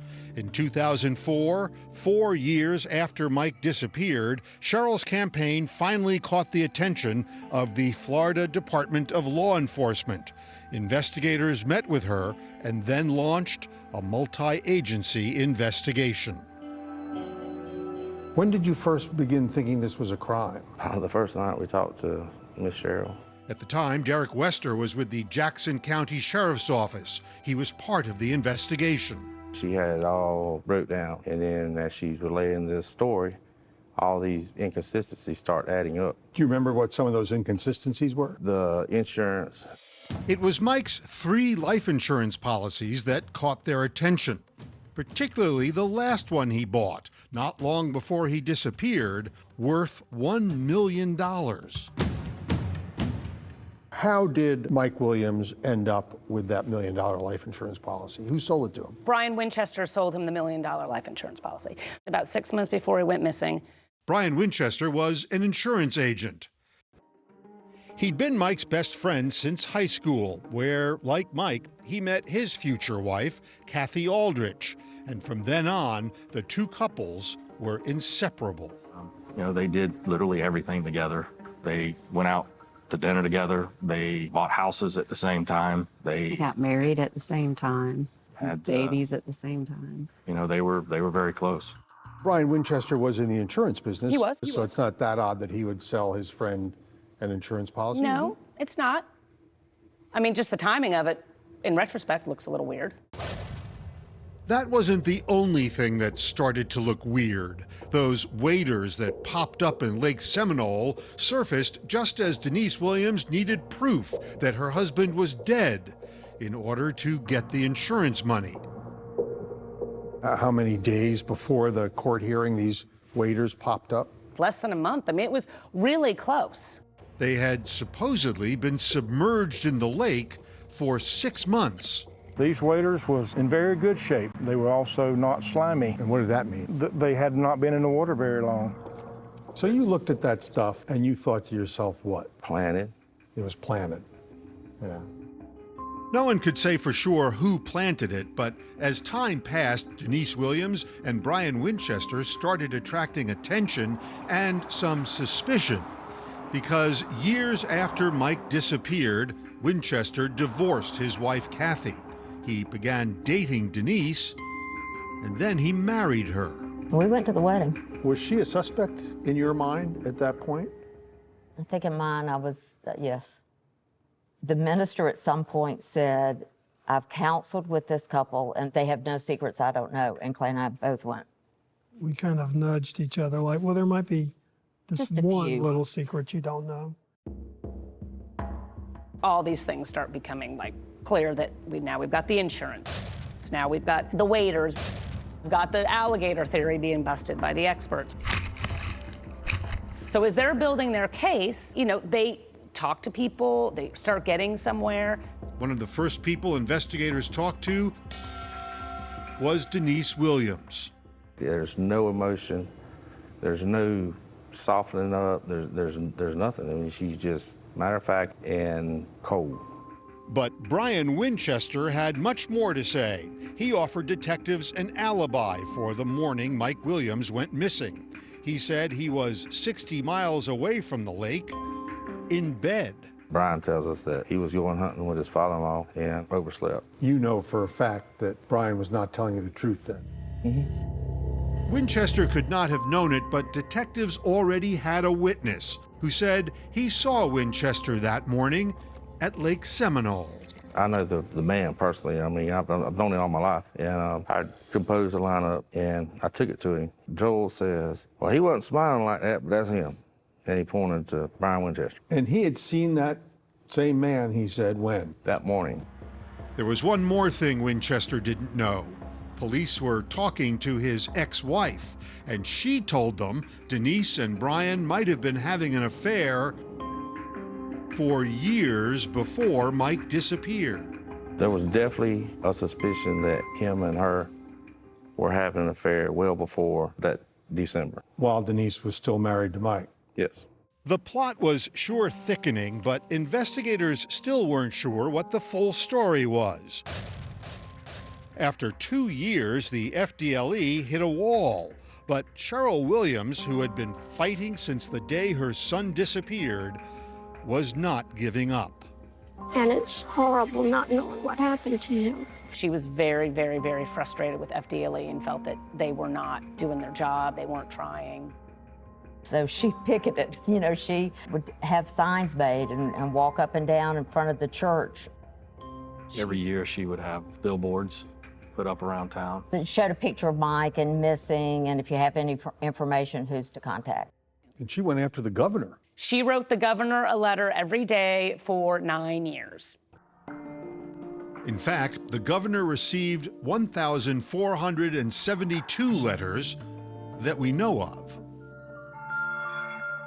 Her suspicion was always with Brian and Denise, more so with Denise. The two people who were considered most likely suspects were together, and unless one of them turned on the other, you were never going to find out what happened here. Did you think this case would get broken? Not until I found out that they were having marital problems. They turned on each other like rats in a sack.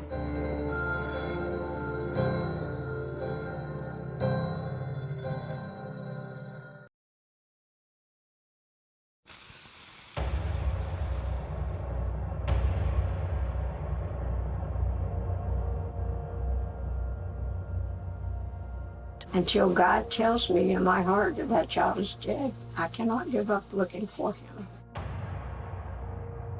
As the years dragged on, it looked like the mystery of what happened to Mike Williams might never be solved. If Brian and Denise knew anything about Mike's disappearance, they weren't talking, and no one could make them. By Florida law, as long as they stayed married, neither could be forced to testify against the other.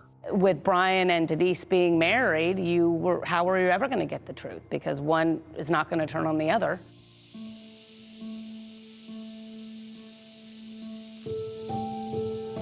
But behind the scenes, Denise and Brian's marriage was disintegrating. And after 7 years, in 2012, they decided to separate.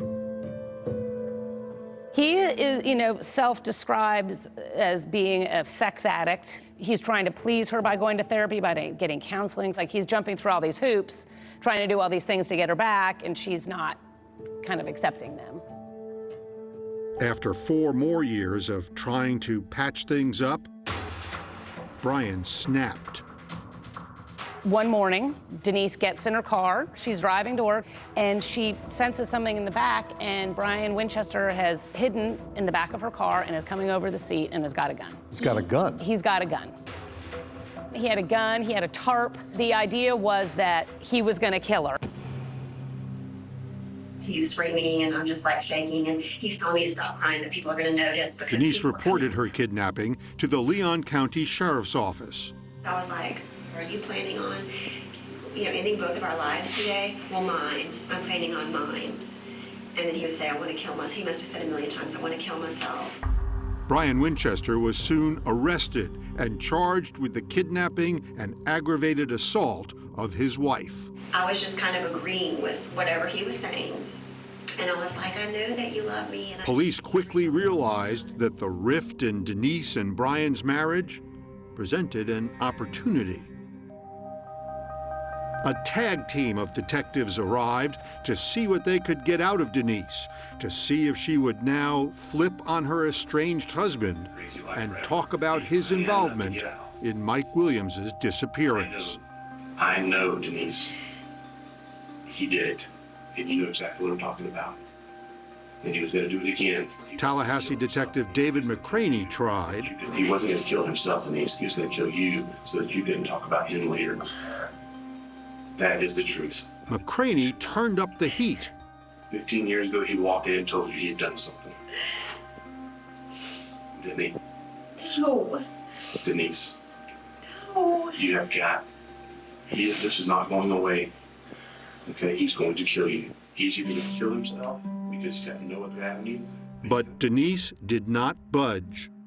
My name is Mike Devaney. I'm at the Florida Department of Law Enforcement. So Special Agent Mike Devaney came in. He'd been working the Williams case for years. Do you think he's responsible for Mike's disappearance? I do not, and I never have. I would have never married him if I thought that. I mean, in my mind and in my heart, no. She wasn't giving up anything. She was giving up absolutely nothing. Where do you think Mike's buried? Oh, I have no idea. Any speculation on that? On where he's buried? Buried. I mean, I believe. You don't really believe he died on the lake? I do. Why? I just always have. That's what I believe. That was her story and sticking to it. That left Brian as the only possible source of information in the Williams case. He was facing a long stretch in prison for the kidnapping, but there was no word about what, if anything, he would say about Mike's disappearance. We're here in the state of Florida versus Brian Winchester, 2000. 16 months later, Brian pled guilty to kidnapping and assaulting Denise and appeared in court for his sentencing. We had a plea, and we weren't sure what the government was going to ask for. He was crying at times. He apologized. Tim Jansen is Brian Winchester's lawyer. We had indicated we want 15. The state gets up and asks for 45. My client would like to address the court. Certainly.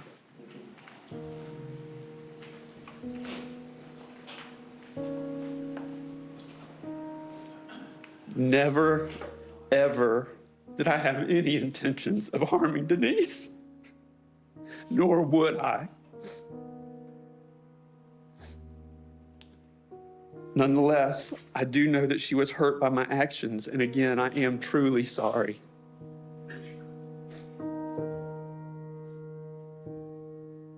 Start by stating your name, please. Denise Williams. Denise showed up at the sentencing. What was she like there? What did she want? She wanted him to go to prison for the rest of his life. I start each day with the memory of him jumping out of the back, and I end each day feeling the gun shoved in my ribs when I turn on my right side trying to sleep. She was scared. She was compelling. He will finish what he has started, no matter what age he is when he's released. Most people in the courtroom were pretty stunned by it. It was pretty powerful. I'm asking you to sentence him to life in prison for the crimes he has committed. It comes down to my life or his, and I'm asking you, please, to choose mine. Thank you. Come on up with your client, Mr. Jansen. For kidnapping Denise, Brian was sentenced to 20 years behind bars. He was shackled at the waist and the ankles, and when they shuffled him off to prison, we felt so defeated because we said there'll never be an answer to our friend Mike. Never an answer. We won't know. Well, you were wrong. We were wrong. They had found Mike's body.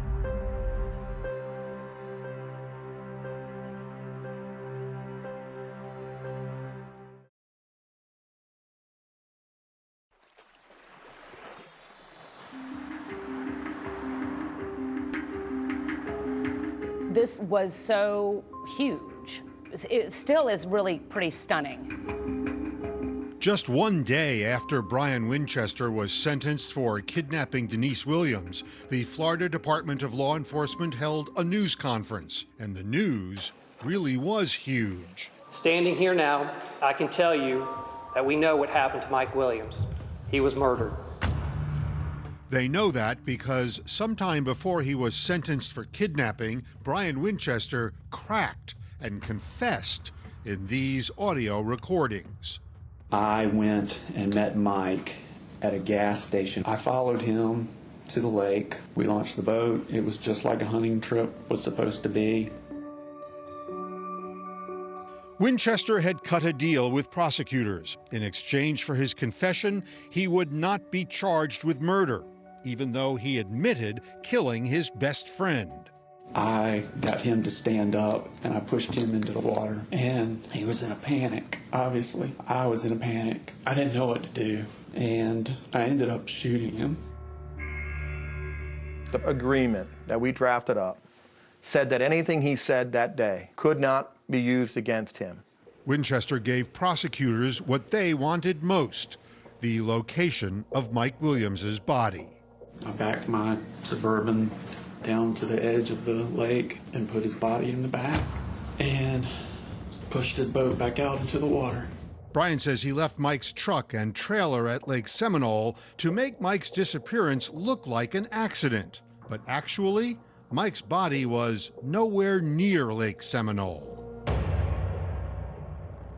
He was 60 miles away at Carr Lake, a remote marshy area just 10 minutes from Winchester's home. Brian led investigators here to the spot he buried Mike back in 2000. And they commenced what FDLE told me is the most extensive search they have ever undertaken in the history of the agency. The search uncovered Mike's skeletal remains and his wedding ring, among other things. And there was horrifying evidence of what happened to him. And what they were able to show very clearly was that he had been shot basically at point blank range in the face with a shotgun. This was up close, personal, deadly, Yeah. and gruesome. Yeah. And Winchester provided one final piece of the puzzle. He said it was all Denise's idea. She would not get divorced, and so she basically said there's only one solution. As he tells it, She was not willing to endure the public shame of a divorce. So she thought murder was a better answer. I guess it was better to be known as a widow than a divorcee. Wow, that is incredibly cold.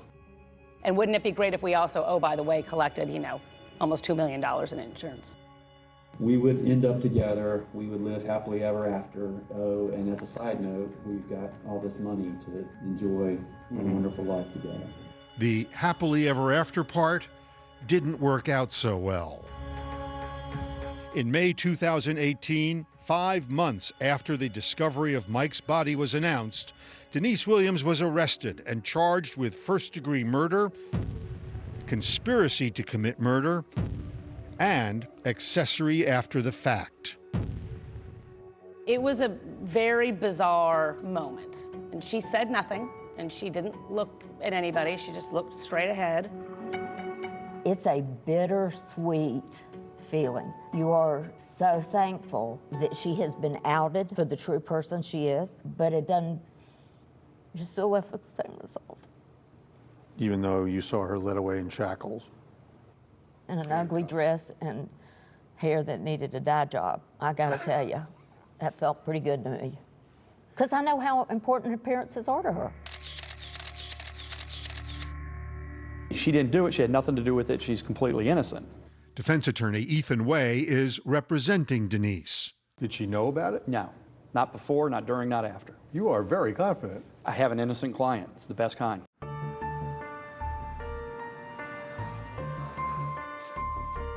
On December 11th, 2018, prosecutor John Fuchs gave his opening argument at Denise Williams's murder trial.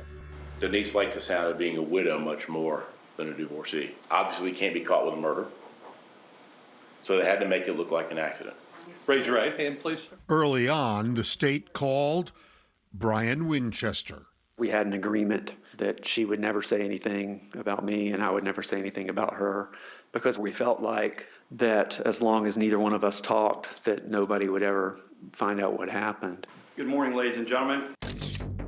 Ethan Way was in an enviable position for a defense attorney representing an accused murderer. The prosecution's star witness admits he is the killer. When you shot Mike Williams with a 12-gauge shotgun, was Denise Williams standing there with you? No, she wasn't. She was in my head behind me. Denise Williams had no idea that you shot her husband in the face with a shotgun, did you? Correct. Mr. Winchester, you're a murderer, isn't it true? Yes, sir.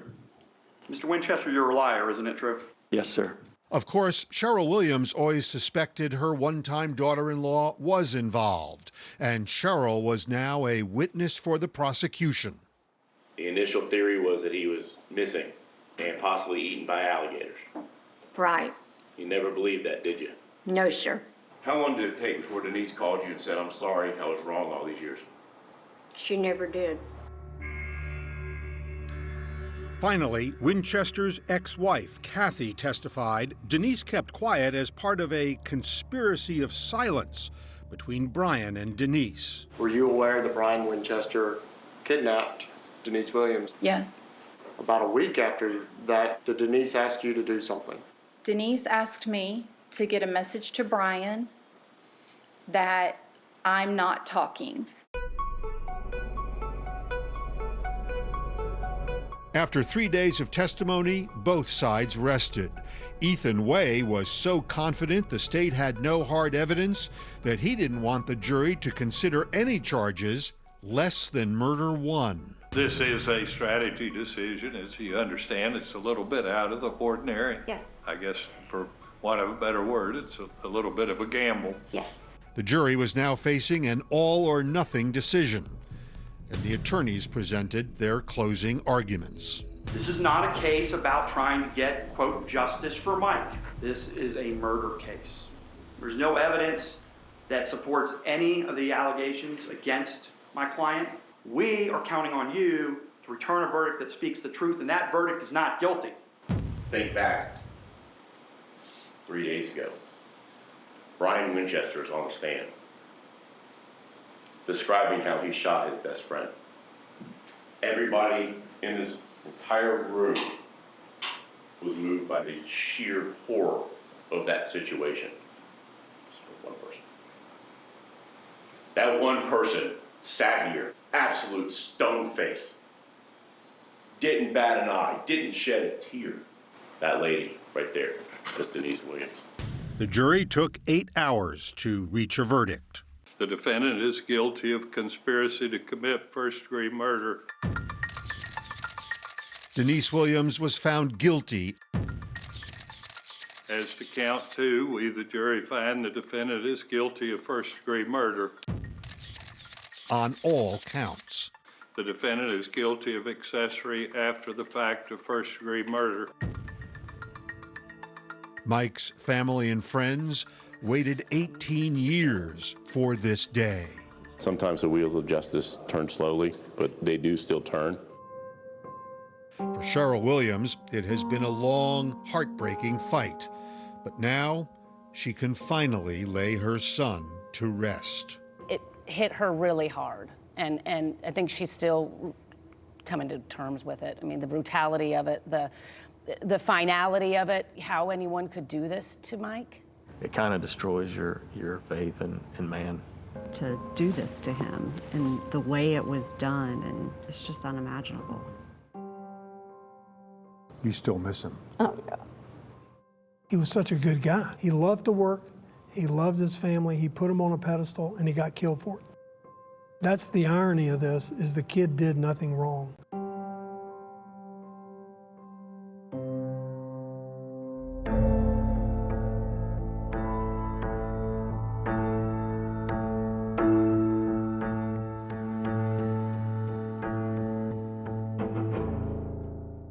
CBS next. A rock star of the snake breeding world found dead. I assumed it was a snake. It wasn't a snake, but the killer was cold-blooded. Who would want to kill Ben Rennick? We couldn't have imagined anything like that. 48 Hours, Crime Time double feature, continues next on CBS.